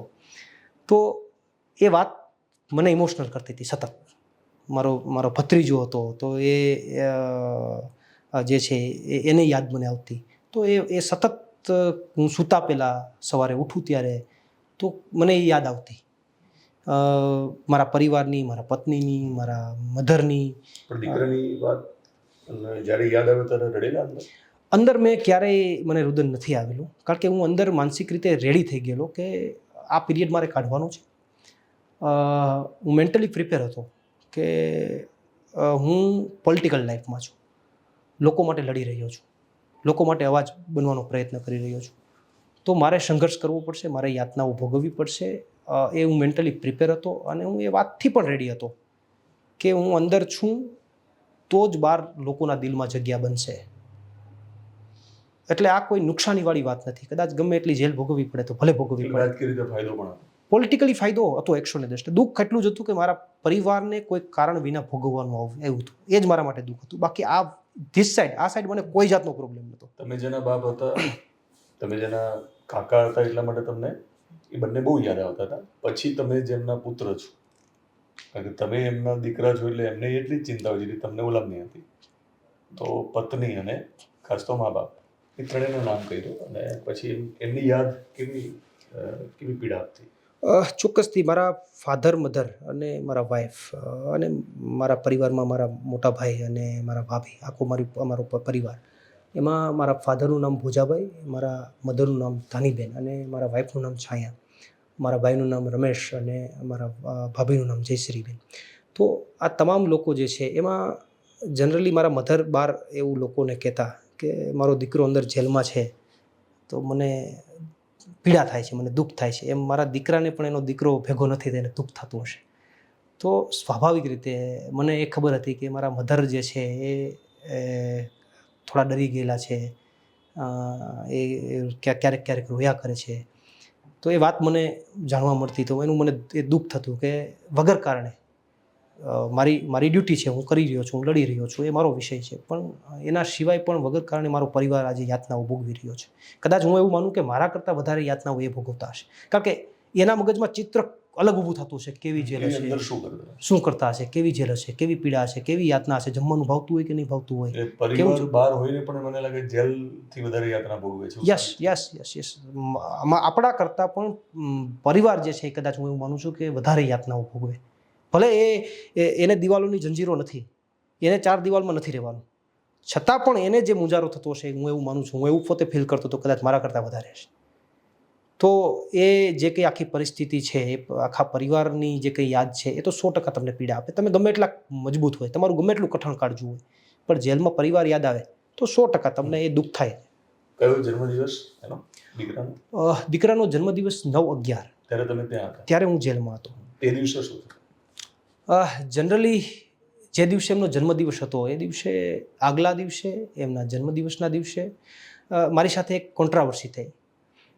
જન્મદિવસના દિવસે જનરલી જેલની અંદર એકવાર તમને પરિવાર સાથે રૂબરૂ મુલાકાત કરવા આપે અથવા એક મુલાકાત એટલે કે વિડીયો મુલાકાત કરવા દે તમને. એટલે સપ્તાહમાં એક વખત કે એક જ વખત? સપ્તાહમાં એક વખત, અઠવાડિયામાં, વીકમાં એક વખત. તો મેં અગાઉથી નક્કી કરેલું કે એ મારા ખ્યાલથી શનિવાર કે એવું સમથિંગ વાર આવતો હતો 9-11. એટલે મેં નક્કી કરેલું કે આ વીકની અંદર મારે કોઈ પણ જાતની રૂબરૂ મુલાકાત નથી લેવી. દીકરાનો જન્મદિવસ છે એ દિવસે મારે વિડીયો મુલાકાત લેવી છે અને હું એનું મોઢું જોઈ શકું. કારણ કે જ્યારે સપ્તાહની અંદર હું વિડીયો મુલાકાત કરતો ત્યારે એમને હું રમતા જોતો, વિડીયોમાં જોતો તો મને એક આનંદ થતો, એક બે દિવસ માટેની એનર્જી મળી જતી, એક સારું લાગતું. જન્મદિવસના દિવસે મેં પહેલાંથી ડિસાઇડ કરેલું હતું કે ભાઈ હું 9-11 વિડીયો મુલાકાત લઈશ, એ પહેલાં હું મુલાકાત નથી લેવાનું.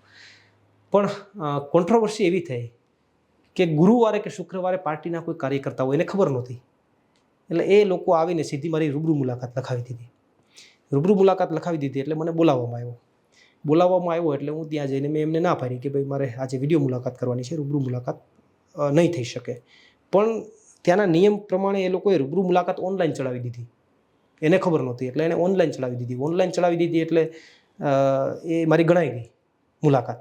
હવે મને મુલાકાત ન મળે એટલે મને એમણે શું કીધું કે ભાઈ કેન્સલ કરાવો તો કોઈ વાંધો નહીં, હવે કેન્સલ કરાવશો તો તમને પાછી મુલાકાત નથી મળવાની આ વીકમાં. એ સમયે એક ક્ષણ મારા માટે અઘરી થઈ ગઈ કે કેટલા સમયથી રાહ જોઈને બેઠો હતો કે જન્મદિવસ ખબર પડતા વિલન બની નાખે. હા, એને ખ્યાલ નહોતો, ખબર પડે એમને તો ખ્યાલ નહોતો. એમને જ્યારે ખ્યાલ આવ્યો તો એમને દુઃખ થયું. પણ એક ક્ષણ 10-15 દિવસ મને ડિસ્ટર્બ કરી નાખ્યો. હું ડિસ્ટર્બ થઈ ગયો કારણ કેટલા સમયથી રાહ જોઈને બેઠો હતો કે જન્મદિવસના દિવસે દીકરાનું મોઢું જોવું છે. તો એ ક્ષણ 10-15 મિનિટ માટે અઘરી થઈ. પછી મેં ખંખેરી નાખી, મેં કીધું જે હોય નસીબમાં છે, પણ જે મળવા આવ્યા છે એને હું મળી લઉં. એટલે પછી જે લોકો રૂબરૂ મુલાકાત કરવા માટે આવ્યા હતા એમને હું મળી લીધો, એમની સાથે ચર્ચા કરી, વાતો કરી અને પછી મેં પરિવારને મેસેજ આપી દીધો ભાઈ હવે કહેજો કે સોમવારે મુલાકાત કરે, શનિવારે નહીં થાય.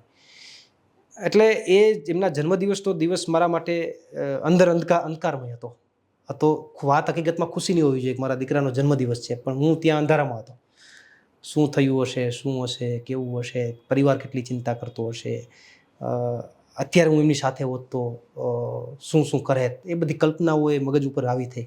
એટલે એ દિવસ મારા માટે આમ જોવા જાય તો ઉત્સાહનો દિવસ હોવો જોઈએ, પણ મારા માટે ડિસ્ટર્બન્સનો દિવસ હતો. કે પરિવારના કોઈ સભ્યને જ્યારે તમને મળવાનો મોકો મળે તો તમે કીધું સપ્તાહમાં એક વખત રૂબરૂ અથવા તો વિડીયો, તો પરિવારના કયા સભ્યને તમે પહેલી વાર મળ્યા અને રૂબરૂ મળો ત્યારે ફોન ઉપર વાત કરવાની હોય?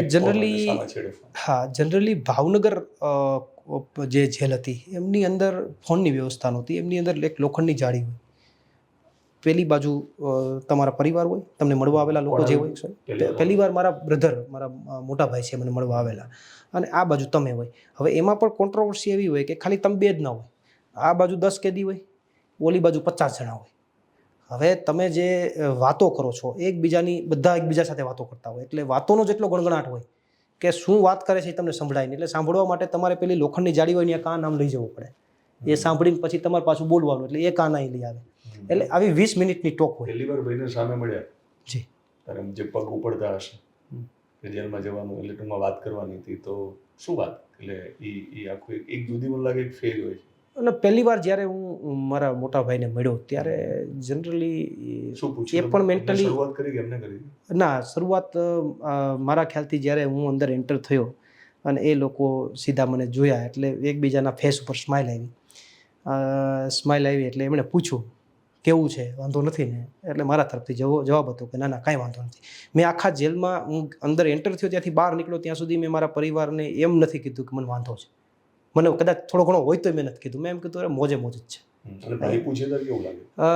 જ્યારે એમણે પૂછ્યું અને વાત કરી ત્યારે મેં એમને જવાબ આપ્યો કાંઈ વાંધો નથી. પણ પછી અમારી ટોક જે છે એ મોટા ભાગની આ વાતને લઈને જ થઈ કે આ સમય મળ્યો છે એનો યુટિલાઇઝ કેમ કરવો. એટલે એ જ્યારે પહેલી વાર આવ્યા ત્યારે પુસ્તકો ઘણા બધા લઈને આવ્યા હતા, મને બોટાદ એમણે આપ્યા, તો એમને પણ વાંચનનો શોખ, એટલે એમણે આગ્રહ રાખ્યો કે જે સમય મળ્યો છે તો પૂરેપૂરું જેટલું થાય એટલું વાંચન કરવું. કારણ કે હું થોડોક આમ પાછો વાંચવામાં આળસુ, એટલે એને કોને ખૂબ આગ્રહ. વાંચે અને કેવા પુસ્તકો વાંચે ટૂંકમાં? મહાત્મા ગાંધી, સરદાર વલ્લભભાઈ પટેલના ઘણા બધા પુસ્તકો વાંચ્યા. બાકી પછી ત્યાંની જે લાઇબ્રેરીઓ છે એમાંથી પૂછતા પંડિત નિપજીના ઘણા બધા નોલેજવાળા મોટિવેશનલ પુસ્તકો, એવા ઘણા બધા પુસ્તકો વાંચ્યા અને એ પુસ્તકોમાંથી સારા સારા પોઈન્ટ મેં નોટ ડાઉન કર્યા. બિલકુલ.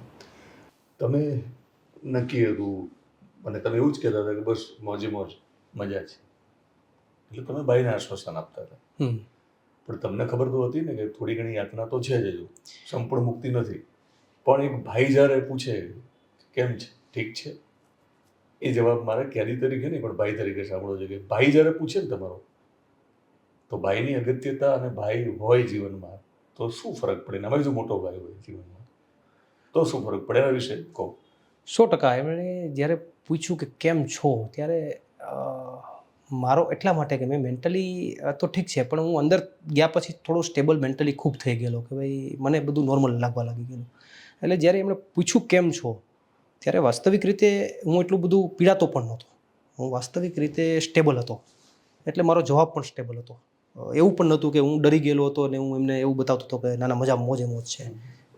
મેં મેન્ટલી નક્કી કરી લીધું હતું કે ભાઈ આ પીરિયડ કાઢવાનો છે, એને હું ડરીને કાઢું તો એ વધારે વિકટ થશે. તમે તો નક્કી કરી લીધું હતું, પણ હું એ સમજવા માંગુ છું કે જ્યારે ભાઈ પૂછે ને કેમ છે, હું બેઠો છું, હા, એ કેવી લાગણી હોય છે? યસ, એ જે ભાવ છે, એમણે એવું કીધું કેમ છે અને એણે જે વાત કરી ત્યારે મારી જે કંઈ પણ થોડી ઘણી પણ ખૂણે ખાંચ કે થોડી કંઈ પણ પીડાઓ હતી બધી મુક્ત થઈ ગયેલી. કારણ કે જ્યારે બહાર ભલે હું નથી અમુક સમયો માટે, પણ એક મોટા ભાઈ તરીકે બહાર છે એ જવાબદારીનું નિર્વહન પહેલાંથી કરતા આવ્યા છે અને હજુ મારી ગેરહાજરીમાં વધારે કરવાના છે. અને એ છે તો મને કોઈ જાતની ચિંતા નથી. એ છે મારો પરિવાર, મારા મોટા ભાઈ છે તો મને મારા પરિવારની 1% ચિંતા નથી. એ વાતને લઈને હું એકદમ રિલેક્સ હતો. એક બીજો સવાલ આમાંથી સૂજે છે કે આજના સમયમાં જે પ્રકારની પરિસ્થિતિ છે એમાં મોટાભાગે દરેક સમાજમાં, અમુક સમાજને છોડીને જેને આપણે શિક્ષિત માનીએ છીએ એવો સમાજ છે ને સિંગલ ચાઇલ્ડ ઉપર આવી ગયો છે. યસ. મતલબ તમે પણ હોઈ શકો, તમે એવો પ્લાન કર્યો હોય કે હવે એક જ બાળક એમ, યસ. તો આ ઘટના પછી દરેકને જેલમાં જવું જરૂરી નથી, પણ લાગે છે કે બે ભાઈઓ હોવા જોઈએ, 100%. બેન હોવો જોઈએ. યસ, એનું કારણ છે કે સિંગલ ચાઇલ્ડ વાળાને શું કહેશો? માની લો કે આપણે એવું નથી કહેતા કે કોઈના જીવનમાં આવી ઘટનાઓ અથવા બને. કંઈ પણ બને. હા, આ ઘટના તો આ એવું નહીં, આના સિવાયની બીજી ઘણી બધી વિકટ ઘટનાઓ જીવનમાં બનતી હોય.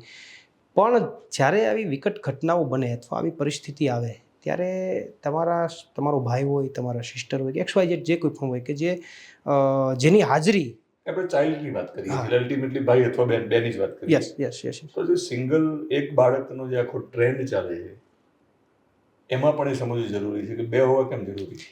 બે હોવા એટલા માટે જરૂરી છે કે આવી કોઈ પણ જીવનમાં પરિસ્થિતિ ઊભી થઈ, માત્ર જેલ નહીં, એના સિવાયની XYZ કોઈ પણ પરિસ્થિતિ, તો તમારા માની લો કે એક સિંગલ ચાઇલ્ડ હોય તો કોઈ સગા ભાઈ કે બેન નથી હોવાના. જ્યારે તમારા સગા ભાઈ કે બેન હોય અને એ તમને આવીને આશ્વસ્ત કરે કે કંઈ મૂંઝાતા નહીં, એમ બેઠા છે, તું ચિંતા ન કરતો, તો હું એવું માનું છું કે તમે જીવનમાંથી 50% ને 70% તમે રિલેક્સ થઈ જાવ છો. કારણ કે તમને એક શ્યોરિટી મળી જાય છે. અને પરિવારની જે ચિંતા હોય છે એમાંથી પણ મુક્તિ મળે ને? 110% મળે. એ બેઠો છે ભાઈ, એ બેઠી છે ભાઈ. 110%. માની લો કે બહાર કોઈ એવો વ્યક્તિ ન હોય તમારા પરિવારમાંથી કે જે જવાબદારીઓ ઉપાડી લે, તો તમારી ચિંતાઓ વધવાની, કોઈ પણ ઘટનામાં વધવાની. એટલે જ્યારે તમે જેમ કીધું સિંગલ ચાઇલ્ડ ન હોય અને બે ભાઈ બહેન બે હોય અથવા બે ભાઈ હોય, તો 110% ઘણી બધી પરિસ્થિતિઓમાં જવાબદારી જે છે એ બીજો ભાઈ ઉપાડી લે તો 110% પરિવારને અને સામેવાળા વ્યક્તિને પણ ફાયદો થાય.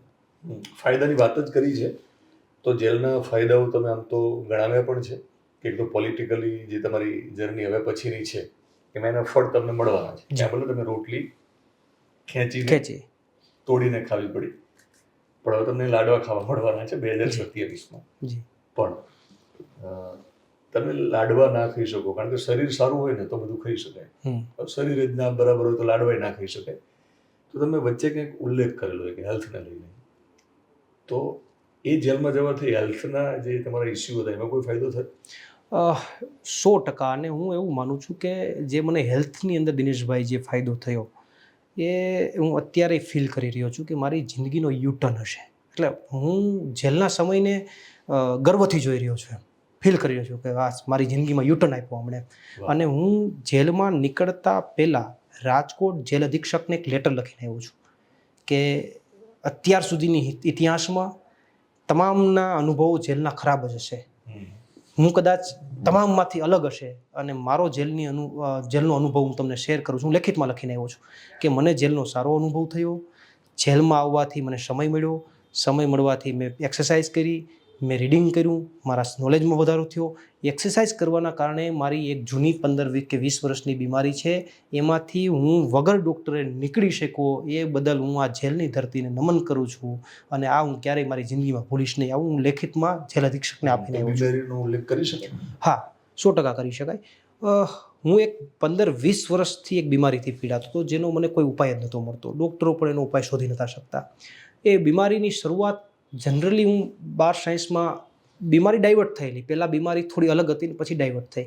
હું 12 સાયન્સની અંદર જ્યારે ભણતો, 11 સાયન્સની અંદર હું સ્કૂલ ફર્સ્ટ આવેલો.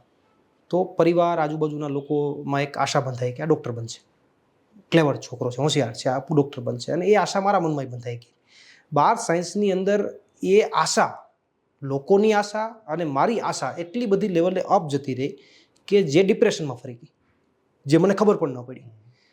કારણ કે એટલી બધી અપેક્ષાઓ, આજુબાજુના લોકોની અપેક્ષાઓ, મારી અપેક્ષાઓ, અને એ અપેક્ષાઓના કારણે એ એક લેવલથી અપ જતું રહ્યું કે જે ડિપ્રેશનમાં જતું રહ્યું. હવે એ સમય મારો એવો હતો કે ડિપ્રેશન શું એ શબ્દ જ મને ખબર નહોતી. હા, તમને ખબર નથી પણ તમે ડિપ્રેશનમાં ગયા હતા પછી સમજાયું તમને? હા, એ તો મને ખૂબ લાંબા સમય સમજાણું, પણ હું ડિપ્રેશનમાં જતો રહ્યો. ડિપ્રેશનમાં એ લેવલે જતો રહ્યો. એટલે ડિપ્રેશનમાં જતો રહ્યો એમાં કઈ રીતે વાંચવું, કઈ પદ્ધતિથી વાંચવું, કઈ બુક વાંચવી, કઈ મટીરિયલ વાંચવું, એ ડિસિઝન્સ પાવર મારો ઝીરો થઈ ગયો ડિપ્રેશનના કારણે. હતાશા.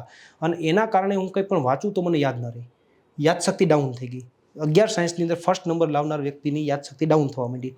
યાદશક્તિ ડાઉન થવા માંડી એણે ફરી ડિપ્રેશન આપ્યું કે હું હવે યાદ નહીં રાખી શકું તો હું ડૉક્ટર નહીં બની શકું. ડૉક્ટર નહીં બની શકું તો મારો પરિવાર અને હું શું જવાબ આપીશ? ડૉક્ટર બનવું હતું પરિવારની ઈચ્છા હતી. પરિવારની આજુબાજુ લોકોની ઈચ્છા હતી કે આ ડૉક્ટર બનશે, કારણ કે એક્ઝેક્ટલી એનો છેલ્લો પોઈન્ટ તો ત્યાં સાયન્સનો ડૉક્ટર હોય તો કે આ બનશે. તો હું પરિવારને શું મોઢું બતાવીશ? બોર્ડની પરીક્ષાનો પાછો આવું જુદો. ડિપ્રેશન. તો એ ડિપ્રેશન એટલા બધા લેવલે આવી થઈ ગયેલું કે એક દિવસ મારી જિંદગીમાં એવો આવેલો જે મેં બહુ શેર નથી કર્યો. આજે તમારી સાથે મીડિયામાં પહેલી વાર શેર કરું છું અને જનરલી મેં કંઈ બહાર જાહેર જીવનમાં શેર જેટલી પણ વાતો થઈ પહેલી વાર શેર કરી છે જેલમાં. જનરલી મેં લખીને જે આપ્યું છે પોલીસ જેલ અધિક્ષકને ત્યાં, અને બાકી જનરલી મેં મારા પરિવારને શેર નથી કર્યો. જે સ્થિતિમાંથી હું પસાર થયો અને જેમાંથી હું, હા રાઈટ. તો એક દિવસ મારી જિંદગીમાં એવો આવેલો કે ત્યારે મેં ભાડાના મકાનમાં રહેતા અને હું જે રૂમમાં વાંચતો એ રૂમ આખો પેક, બારી પણ નહીં, ખાલી દરવાજો, કોટડી જેવું છે. એટલે મને એવું લાગે કે કદાચ મને કોટડીમાં પણ એ કામ લાગ્યું. તો એ રૂમમાં જ્યારે હું વાંચતો હતો જનરલી એક જ વાતથી પીડાતો હતો, યાદ નથી રહેતું, શું થશે, માર્ક્સ વ્યવસ્થિત પેલું નહીં આવે તો. એના કારણે ડિપ્રેશન એટલું બધું હાઈ થઈ ગયેલું કે જનરલી આખા શરીરમાં પરસેવો વળવા માંડી ગયો. મને ખ્યાલ ન રહ્યો વાંચતા વિચારોમાં. અને એક ટાઈમ પીક એવો આવી ગયો કે મને ઇન્સ્ટન્ટ એવો વિચાર આવી ગયો કે હું આત્મહત્યા કરી લઉં. ઇન્સ્ટન્ટ. મને ખબર નથી પણ વિચારોમાંથી એક વિચાર એવો ઉદ્ભવી ગયો કે હું આત્મહત્યા કરી લઉં. હું જો મોઢું શું બતાવીશ જો હું સારા માર્ક્સ નહીં લાવી શકું તો. એ વિચાર આવતાની સાથે જ એ સમયની ફિલિંગ્સ જે છે એ કદાચ હું એવું કહું કે મારા શ્વાસની રિધમ બદલી ગઈ. હું મૂંઝાવા લાગ્યો, શ્વાસ લેવામાં પ્રોબ્લેમ થવા લાગ્યો. એટલે તાત્કાલિક એ જ સેકન્ડે હું ચોપડી બાજુમાં મૂકી અને દરવાજો બંધ હતો, દરવાજો ખોલીને બહાર નીકળી ગયો. બહાર નીકળ્યા પછી બેચેની હતી, કાંઈ કોઈ જાતનું પહેલું નહોતું, પણ બહાર નીકળી ગયો અને થોડોક સમય મળ્યો, સ્પેસ મળ્યો, એટલા માટે એ થોડો વિચાર મારો બ્રેક થયો. પછી એ રાત, એ દિવસ પસાર કરવી મને બહુ અઘરી પડી, કારણ કે એની ઊંઘ જ નહોતી આવતી. પણ એ સમય પછી ખબર નહીં કુદરતને પણ કરવું હશે ને મારી જિંદગી હશે, એટલે મારા મનમાં એવો વિચાર આવ્યો કે ભાઈ હું કદાચ મરી જાઉં તો શું? હું મરી જાઉં તો મારા પરિવારને શું મળશે? મારો પરિવાર હેરાન થશે. ડૉક્ટર ન બનું તો કાંઈ નહીં. હું જો આત્મહત્યા કરી લઉં તો મારા પરિવાર માટે કોણ ઊભું રહેશે? એ વિચારે મને રિટર્ન કરી દીધો. અને એ પછી મને એ ડિપ્રેશનમાંથી, કારણ કે ત્યારે મને એવી ખબર નહોતી કે, કારણ કે હું ગ્રામ્ય કલ્ચર, અને હું જ્યારે 12 સાયન્સ સુધી દિનેશભાઈ પહોંચ્યો ને ત્યાં સુધી મેં મારા તાલુકા સિવાય જિલ્લા સેન્ટર ઉપર પણ હું ક્યારેય નહોતો ગયો. સ્કૂલથી ઘરથી સ્કૂલ, એના સિવાય મારી કોઈ જિંદગી જ નહોતી. એટલે મને એવું ખબર નથી કે મગજની પણ આવી કોઈ બીમારી હોય કે ડિપ્રેશનમાં જ માણસ જતો રહે તો ડૉક્ટર પાસે જવું પડે, અને મગજના કોઈ ડૉક્ટરો હોય એવી ખબર નહોતી બિલકુલ. કે ભાઈ આવું પ્રોબ્લેમ થાય તો તમારે ડૉક્ટર પાસે. ઘણી બધી મહિલાઓને મોનોપોઝમાં અને ખાસ તો ડિલિવરી પછી ડિપ્રેશન હોય છે એને ખબર જ નથી. યસ, ક્યારે ડિપ્રેશન કહેવાય. વધારે હેરાન થાય છે. તો એ ખબર જ નહોતી કે આમાં ડૉક્ટરની સલાહ લેવી પડે. તો એ ડૉક્ટરની સલાહ, અને બીજું કે કોઈને એમ કહું કે ભાઈ મને આવું થયું છે તો પણ મને એવું ફીલ થતું હતું કે ભાઈ એ તો એમ કહે કે તું તારે વાંચવું નથી અથવા તને પેલું નથી એટલે તું બહાના કાઢે છે. તો એ પણ ડર હતો. એટલે એ ડરના કારણે હું કોઈને કહી ન શક્યો કે ભાઈ મને આવું ટેન્શન આવે છે, મને યાદ નથી રહેતું, હું ભૂલી જાઉં છું, પરિસ્થિતિ બદલાણી છે. એમાંથી હું થોડોક મારા મનને મનાવતો ગયો કે ભાઈ જે થાય આપણે જીવતું રહેવાનું છે, જે થાય જીવતું રહેવાનું છે, ટેન્શન ઓછું કરવાનું છે. તો એમ કરતાં હું વગર ડૉક્ટરે ડિપ્રેશનમાંથી ધીમે બહાર આવ્યો. પણ મને ડિપ્રેશનમાંથી બહાર નીકળતા 5 વર્ષ લાગ્યા. ફેઝ ધીમે નીકળ્યો, પણ એક્ઝેક્ટલી હાવ બહાર નીકળતા મને 4 થી 5 વર્ષ લાગ્યા. અને હું નીકળી ગયો, મારા મનને મજબૂત રાખીને નીકળી ગયો, વગર ડૉક્ટરે નીકળી ગયો, કોઈ પણ જાતનું ટેન્શન વિના. મેં મારા મગજની અંદર એક જ મારો ચાલુ રાખ્યો કે મહેનત કરો, જેટલું થાય એટલું, ટેન્શન નહીં લેવાનું. એમ કરતાં હું માનમાની ફેઝમાંથી નીકળ્યો. પણ એ ફેઝમાંથી નીકળ્યો પછી હું એવું માનું છું કે ડિપ્રેશન જ્યારે આવે એની અસર તમારા ડાયજેશન ઉપર આવે છે. આ કનેક્શન મને લાંબા ગાળાના અંતરે મેં ફીલ કર્યું કે ડિપ્રેશનની અસર જે છે ડાયજેશન ઉપર, તમારા પાચન ક્રિયા ઉપર સીધી અસર કરે છે. એ પછી સ્કિન ઉપર પણ આવે. યસ. તો એ જે ડિપ્રેશનના પીરિયડની અંદર એ સમયથી જ કદાચ મારા ખ્યાલથી મારું ડાયજેશન ખૂબ સારું હતું, પણ એ સમયથી જ કદાચ ધીમે એટેક સ્ટાર્ટ થઈ ગયો છે. કે એ અમુક વર્ષો પછી હું જ્યારે ડિપ્લોમા ભણતો ભાવનગર, એ સમય પછી મને થોડાક ડાયજેશનના રિએક્શન હોય એવું એટલા માટે દેખાવા માંડ્યું કે ક્યારેક ગેસ થઈ જાય, ક્યારેક મૂંઝારો થાય. અને ગામડાની ભાષાની અંદર માની લો કે પેટના પ્રોબ્લેમ્સની અંદર મૂંઝારો થાય, નળ ભરાય, પેસુટી એટલે અંબોય ખસે, આ બધા પ્રશ્નો હોય. પણ એ મને એ સમયની અંદર થોડા ફીલ થવા માંડ્યા. ક્યારેક પાચન ન થાય, પણ એને હું નોર્મલ ગણતો હતો કે ભાઈ જનરલી બહારનું ખાઈએ છીએ, ઘરનું નથી ખાતા, એટલે આવી સ્થિતિ બને. 1-2 વર્ષ મેં એને કંઈ મગજમાં ન લીધા. પણ પછી મને ક્યારેક થોડુંક ફીલ થયું કે વધારે પેટમાં દુખે છે અથવા પેટમાં વીટ આવે છે. તો મેં ઘરે 1-2 વાર ચર્ચા કરી. તો આવા બધા જે દેશી નુસ્ખા કરતા હોય એવા લોકો પાસે ગયા, એમણે પેસુટી કરી દીધી અથવા નળ ભરાઈ ગયા હોય તો એ કરી દીધું. તો 2-5 દિવસ સારું ફીલ થયું. પણ એમાંથી હું એક્ઝેક્ટલી બહાર નીકળી ન શક્યો. એ ધીમે વધતું જતું હતું. એ પછી એક લેવલ એવું આવ્યો કે મને એવું લાગ્યું કે આ તો વધારે નુકસાન કરતા છે, આ ગેસ છે એ વધારે કરતો ઘર કરી ગયો. અને એક સમય મારા પીરિયડ એવો આવ્યો લાંબા વર્ષોના ગાળા પછી કે મારા શરીરમાં એટલો બધો ગેસ આવી થયો કે મારા શરીરમાં હું કોઈ પણ જગ્યાએ ટચ કરું ઓટકાર આવે. હું અહીંયા પગમાં નીચે ટચ કરું તો ઓટકાર આવે, મારા માથામાં કોઈ ટચ કરે તો ઓટકાર આવે. એટલે એ લેવલ સુધી એક ગેસ જે છે એ મારા શરીરમાં પ્રભાવ એમને કરી દીધો. પછી મને એમ થયું કે આ વસ્તુને ગંભીરતાથી લેવી જરૂરી છે, આને આ રીતે હું લઉં છું એ યોગ્ય નથી. એટલે મેં કોઈ ડૉક્ટરને બાકી નથી રાખ્યા. આયુર્વેદિક લગભગ ડૉક્ટરો, નામચીન તમામ ડૉક્ટરો. મને રિઝલ્ટ મળે, થોડો દિવસ સારું રહે, પાછું હતું એની સ્થિતિ ઊભી થાય, મને રિઝલ્ટ ન મળ્યું. જેલમાં જતાં પહેલાંના 6 મહિનાનો પીરિયડ મારા શરીરમાં, મારા ફેસમાં એવો આવ્યો કે મને એવું ફીલ થવા માંડ્યું કે હવે મારા બીજા ઓર્ગન્સ ઉપર અસર થઈ રહી છે. બીજા ઓર્ગન્સ ઉપર એવું મને ફીલ થવા લાગ્યું. કોલેસ્ટ્રોલ આવ્યો, બીજી બધી સ્થિતિઓમાં થોડું મને એવું લાગવા માંડ્યું કે કંઈક એ અસર થઈ રહી છે. અને 6 મહિના પહેલાં, જેલમાં જતાના 6 મહિના પહેલાં કન્ટિન્યુ લગભગ 3 મહિના સુધી ડાયરિયા રહ્યા. અને એ ડાયજેસ્ટ સિસ્ટમનો જ અસર હતી કે જે દિવસે ગેસ હોય એ ટૂંકમાં જનરલી કન્ટિન્યુ રહ્યા.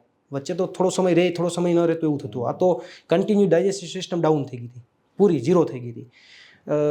મને અઘરું લાગતું હતું ગાડું આમાંથી નીકળવું, કારણ કે ડૉક્ટરો પાસે તો જઈએ એવું, ત્યાંથી પણ કંઈ રસ્તો મળતો નહોતો. પેટની બીમારી એ બધા જ રોગનું મૂળ છે, એ આમંત્રણ આપે છે બધાને. હવે એ જ સમયે જેલ આવી, બરોબર એ જ સમયે જેલ આવી. એટલે મેં માનસિક રીતે નક્કી કર્યું હતું કે જેલ આવી છે તો આ, મને એવું હતું કે આ પેસુટી, નળ, આ કાયમી માટેનું ટ્રાવેલિંગ ગમે એટલું આને કરીએ તો આ કાયમી માટેનું ટ્રાવેલિંગ, એટલે આનો કોઈ રસ્તો જ નથી. પણ જેલ આવી એટલે મને એક આનંદ એવો હતો કે જેટલો સમય મળે એટલો આરામ મળશે, ને જો આ સારું થઈ જાય તો હું ભગવાનનો પાર માનું. એટલે ભાવનગર જેલમાં એન્ટ્રી કરી એટલે મેં એક સિંગલ ફોકસ એ જ રાખ્યો, વોકિંગ. સવારમાં ખૂબ વોકિંગ ત્યાં કર્યું, કસરત ખૂબ કરી, ચાલવાનું આ તે. પણ એટલો બધો મને ત્યારે રિઝલ્ટ નહોતું મળતું. ત્યાં વચ્ચે ભાવનગર જેલની વચ્ચે એક માતાજીનું મંદિર છે, તો ત્યાં જઈને સવારે રોજ પ્રાર્થના કરતો કે મને આ પેટની બીમારીમાંથી તું મુક્તિ દે. કયા માતાજી? ત્યાં મારા ખ્યાલથી ચામુંડ માતાજીનું મંદિર, હા મારી ભૂલ ન થતી હોય તો એ હું ત્યાં જઈ અને દર્શન કરતો, અને દર્શન કરીને હું રોજ ટૂંકમાં એ પ્રાર્થના કરતો કે ભાઈ મને આમાં પેટની બીમારીમાંથી મુક્તિ દો. એટલે એના માટે પ્રયત્નો ચાલુ હતા પણ ભાવનગર જેલમાં બધું એટલું બધું રિઝલ્ટ નહોતું દેખાતું. જેવી રાજકોટ જેલની બદલી થઈ એટલે એ દિવસ થોડો કપરો હતો. બધાય વાતો કરતા હતા કે ભાઈ તો અહીંયા કોઈ માને નહીં અથવા કોઈ ફોલો ન કરે કોઈ નિયમોનું, તો રાજકોટ જેલનો ડર આપવામાં આવે. એટલે અમને રાજકોટ જેલની બદલી આવી એટલે અમને એમ થયું કે ઓહ, આ તો આના કરતાં હવે તો અઘરો પીરિયડ આવ્યો. એટલે એ પીરિયડની અંદર રાજકોટ જેલ ગયા એ દિવસ અમારા માટે થોડો કપરો હતો. પણ રાજકોટ જેલમાં ગયા પછી મારી એક આખી રોજિંદી પ્રક્રિયા છે એ પકડાઈ ગઈ કે રોજના સવારથી લઈને સાંજના બપોરના 12 વાગ્યા સુધી કસરત, એક્સરસાઇઝ કરવી અને બાકીનું રીડિંગ. તો જે આ પીરિયડ એક્સરસાઇઝનો જે કન્ટિન્યુ રહ્યો એ પીરિયડના કારણે અંદર લિટરલી મેં ફીલ કરેલું કે આ આખો મારો ભાગ જે પેટનો ભાગ છે એમની અંદર કાયદેસર રીતે પથ્થર જેવી નસો થઈ ગયેલી. નસ હકીકતમાં ઢીલી હોવી જોઈએ, પોચી હોવી જોઈએ નેચરલી, પણ કાયદેસર રીતે લોખંડ કેમ હોય તમે દબાવો તોય ન દબાય, પથ્થર કેમ હોય તમે ગમે એટલો દબાવો તોય ન દબાય, પ્રેસ ન થાય, એવી મારા ખ્યાલથી 3 સ્તરમાં નસો એટલી પથ્થર જેવી થઈ ગયેલી. અને એ નસો કાયદેસર તમે એમ ટચ કરો તો દુખે, દર્દ કાપે, અને જેમ હૃદય ધબકતું એમ ધબકાર આપે.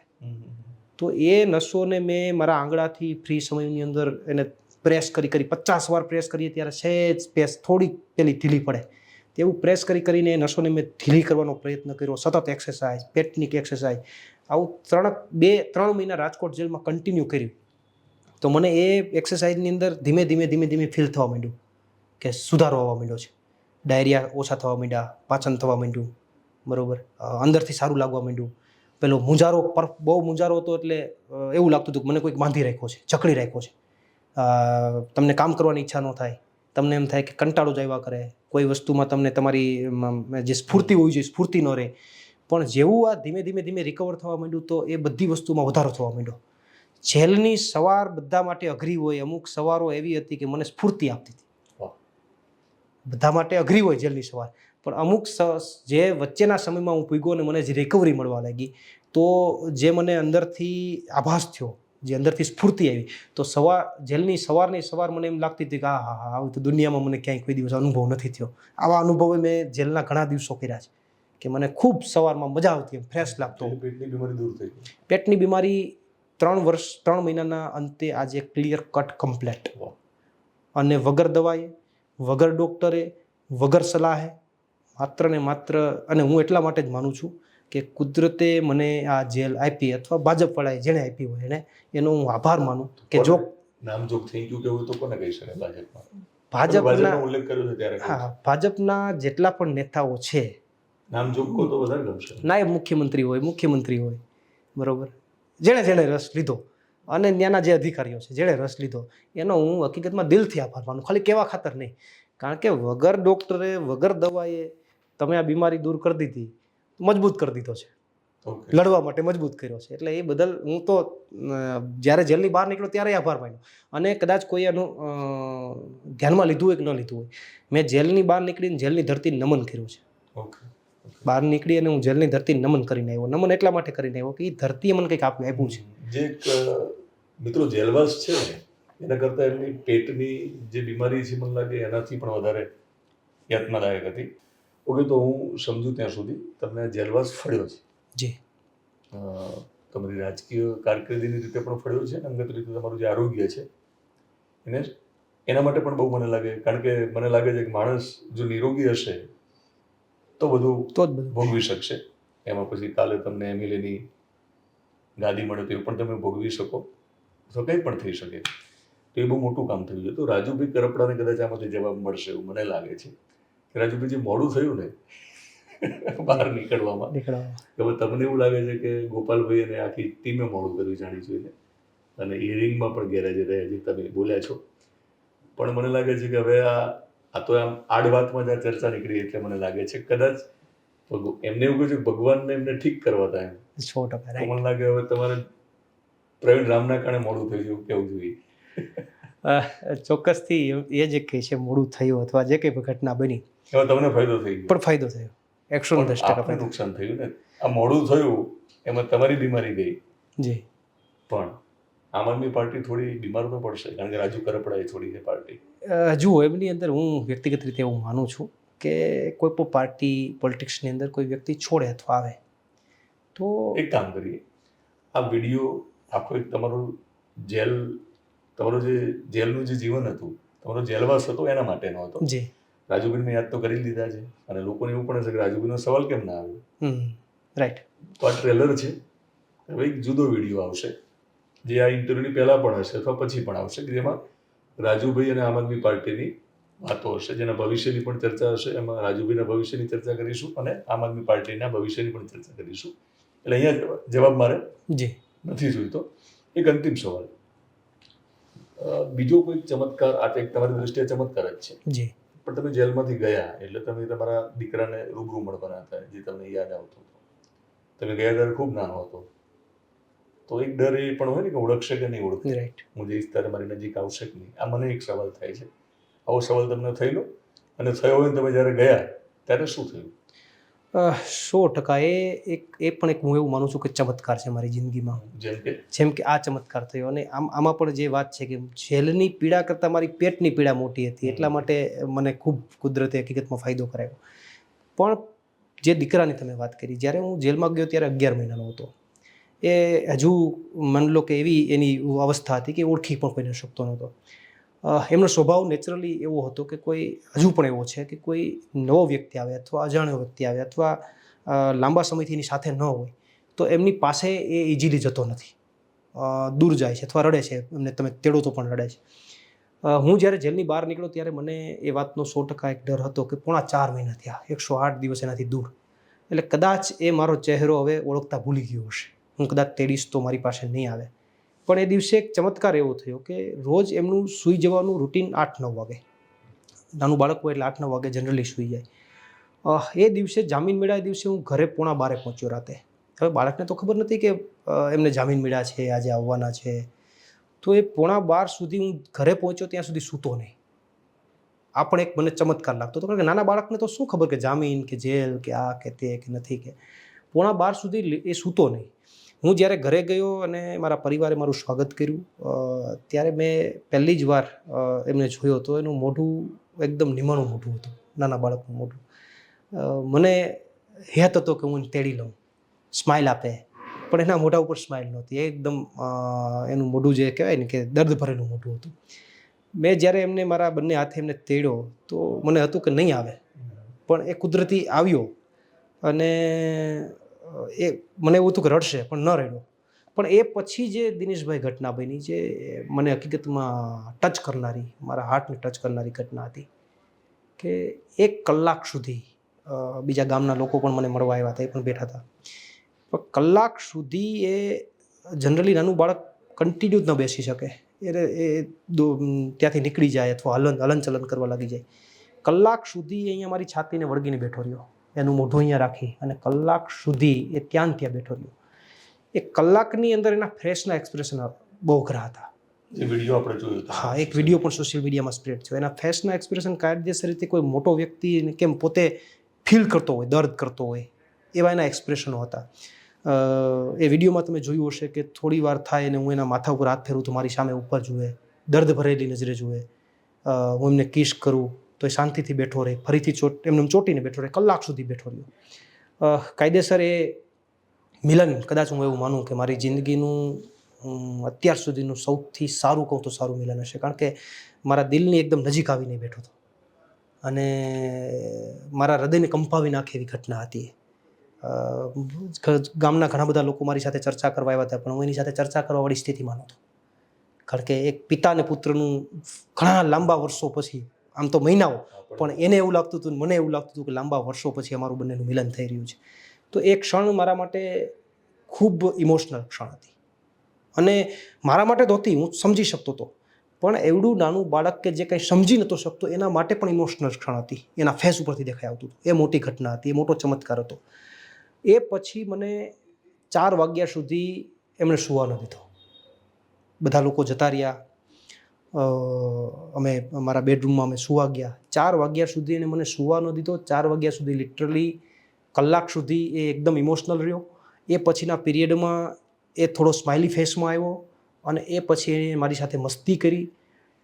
અરાઉન્ડ નહીં હોય તો 15, 20, 25 વાર મને અહીંયા માથા ઉપર કિસ કરી, મને સુવા ન દે.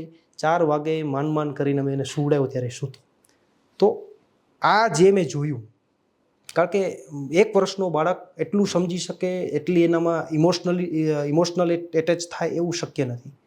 એને ખબર નહોતી કે આજે જામીન છે, એ સમજી નથી શકતો, બોલી નથી શકતો, છતાં પણ જે મેં અનુભવ કર્યો છે અને એકદમ નજીકથી જે મેં ફીલ કર્યું, એ કદાચ હું એવું માનું છું કે મારી જિંદગીની અત્યાર સુધીમાં સૌથી ઇમોશનલ ક્ષણ હશે. યાદગાર ક્ષણ એવું લાગે કે મેં અત્યારે નોંધ્યું, તમે વાત કરી પ્રમાણે ઘણી વાર છે ને, ઈરાદો ના હોય તો માં અને દીકરા વચ્ચેનો પ્રેમ તો અતૂટ છે, બાપ અને દીકરા વચ્ચેનો પ્રેમ પણ એટલો છે, પણ ઘણી વાર છે ને એ આપણે ફીલ કરતા હોય તો વ્યક્ત કરી શકતા નથી. યસ. દીકરો મોટો થાય એટલે બાપ ક્યારેય એને હક કરી શકતો નથી, એને આલિંગન આપી શકતો રાઈટ. તો લાગે છે કે આખી જિંદગીનું એને તમને છાતીએ માથું રાખીને આલિંગન આપી દીધું છે. 110%. અને એ ક્ષણ જે હતો એ હું એવું માનું છું કે મને એમ અંદરથી ખૂબ સારું ફીલ કરતો હતો એમ.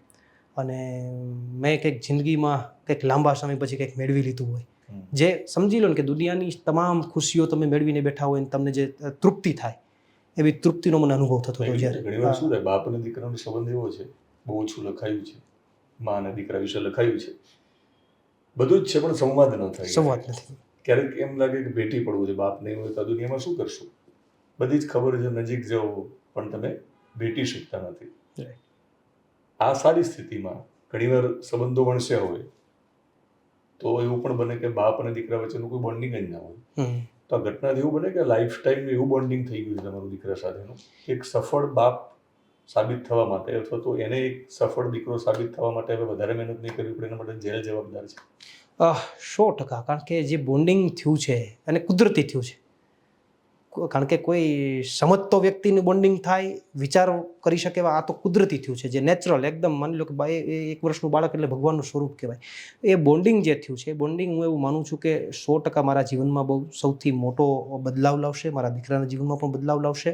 અને હું તો તમારા મારફત અને આખી ગુજરાતની જનતામાં હું તો કુદરત પાસે એ અપેક્ષા રાખું કે એમની એવડી નાની ઉંમરમાં જે કંઈ પણ માની લો કે અમે નજીક આવ્યા છે, એવું આખી જિંદગી અમે નજીક રહીએ, એવી હું દ્વારકાધીશના ચરણોમાં પ્રાર્થના કરું કે એ જ રીતે અમે બાપ દીકરો બંને આખી જિંદગી એટલા જ નજીક રહીએ. બિલકુલ. મિત્રો, વિડીયો અને આમ જોતા ઇન્ટરવ્યુ અથવા પોડકાસ્ટ તમે જે કોઈ અહીંયા પૂરો કરીશું, પણ એક સવાલ કરેલું જેનો જવાબ માત્ર અડધી મિનિટમાં છે તો ચાલશે. બીજી વાર મળીશું ત્યારે જુદી ચર્ચા કરીશું. જેલના દિવસોની તો વાત કરી જ છે, પણ જન્મથી લઈને જેલ સુધી આમ તો બધા તમને આખું ગુજરાત ઓળખે છે, પણ ન ઓળખતું હોય તો બહુ ટૂંકમાં કહો કે કયા ગામમાં તમારો જન્મ થયો, કયા પરિવારમાં થયો. આમ તો બધાના બોલ્યા જ છો જી.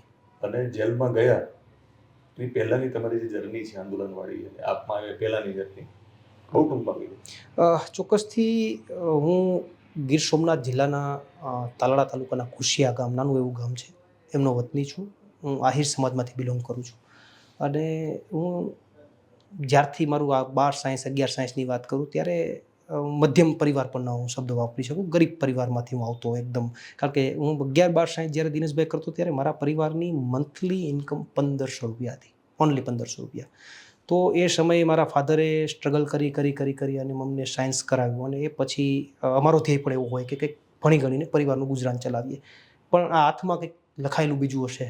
એટલે જે પરિવારમાં 17 પેઢી સુધી કોઈ ગ્રામ પંચાયતમાં સરપંચને તો છોડીએ, સભ્ય પણ ન હોય, જ્યાં રાજનીતિનું કે આંદોલનનો તો વિચારે ન આવે સપનામાં, તો એ દિશાની અંદર મારી આખી કારકિર્દીની શરૂઆત થઈ. સૌથી પહેલું આંદોલન મેડિકલ માફિયાઓની સામે કર્યું. 6000 જેટલા મેડિકલ બંધ કર્યા, 4000 જેટલા ફાર્માસિસ્ટોને રોજગારી આપી. એ પછી ફિક્સ પગાર, કોન્ટ્રાક્ટ, આઉટસોર્સ, આશા વર્કર, આંગણવાડી, એની મોટી લડાઈ લડ્યો સરકાર સામે. એમાં અનેક લોકોને કરોડોનો ફાયદો થયો પગાર વધારામાં. એ પછી કંપનીઓની સામે લડાઈ, પેપરો ફૂટતા હોય એની સામેની લડાઈમાં. ઇકોઝોનમાં ગીરની અંદર 14 દિવસ સુધી આમરણ ઉપવાસ ઉપર જતું રહેવું ખેડૂતો માટે. ક્યાંય ઘેરના ખેડૂતોની લડાઈ લડતા હોય તો એમાં 14 દિવસ ચાલતા રહેવું સતત. આવી અનેક યાતનાઓ, અનેક પીડાઓ ભોગવી અને લોકોને કંઈક અપાવવાનું કામ, ભગીરથ કામ જે છે એ મારા હાથે થયું છે. એમાં હું મોટો નથી, હું નિમિત્ત હતો. કુદરતે મને કંઈક એ દિશાની અંદર દિશા નિર્દેશ કર્યો અને તાકાત આપી, તો આ કામ થયું. હું માનું છું કે મારા જીવનની સૌથી સારામાં સારી મૂડી આ છે. હું જીવનમાં કાંઈ કમાણો નથી, જીવનમાં આ જ કમાણો છું કે મારા હાથે લોકોનું કંઈક સારું થયું છે. બિલકુલ નોન પોલિટિકલ પોડકાસ્ટ હતો એટલે વધારે ચર્ચા કરતા નથી. અને જેલમાં ગયા એ પહેલા દિવસથી લઈને તમે 108 દિવસ પછી જે બહાર આવ્યા, એ આખી તમારી જેલવાસની જે વિશેષ વાતો હતી મેં વિશેષ પોડકાસ્ટમાં સમજવાનો પ્રયત્ન કર્યો છે. અને એક તમારી જુદી બાજુ અને એક જુદા પ્રવીણ રામને મેં રજૂ કરવાનો પ્રયત્ન કર્યો છે. તમે સમય આપ્યો એના માટે થેન્ક યુ વેરી મચ. જી, તો મિત્રો, ફરી જ્યારે મળીશું ત્યારે આવી વિશેષ વાતો સાથે વિશેષ વ્યક્તિ સાથે મળીશ. આપણી યુટ્યુબ ચેનલમાં તમે મને જો જોતા હોય તો તમે યુટ્યુબ ચેનલને ફોલો કરશો. ઇન્સ્ટાગ્રામ અને ફેસબુક પેજમાં જોતા હોય તો તમે ફોલો કરશો.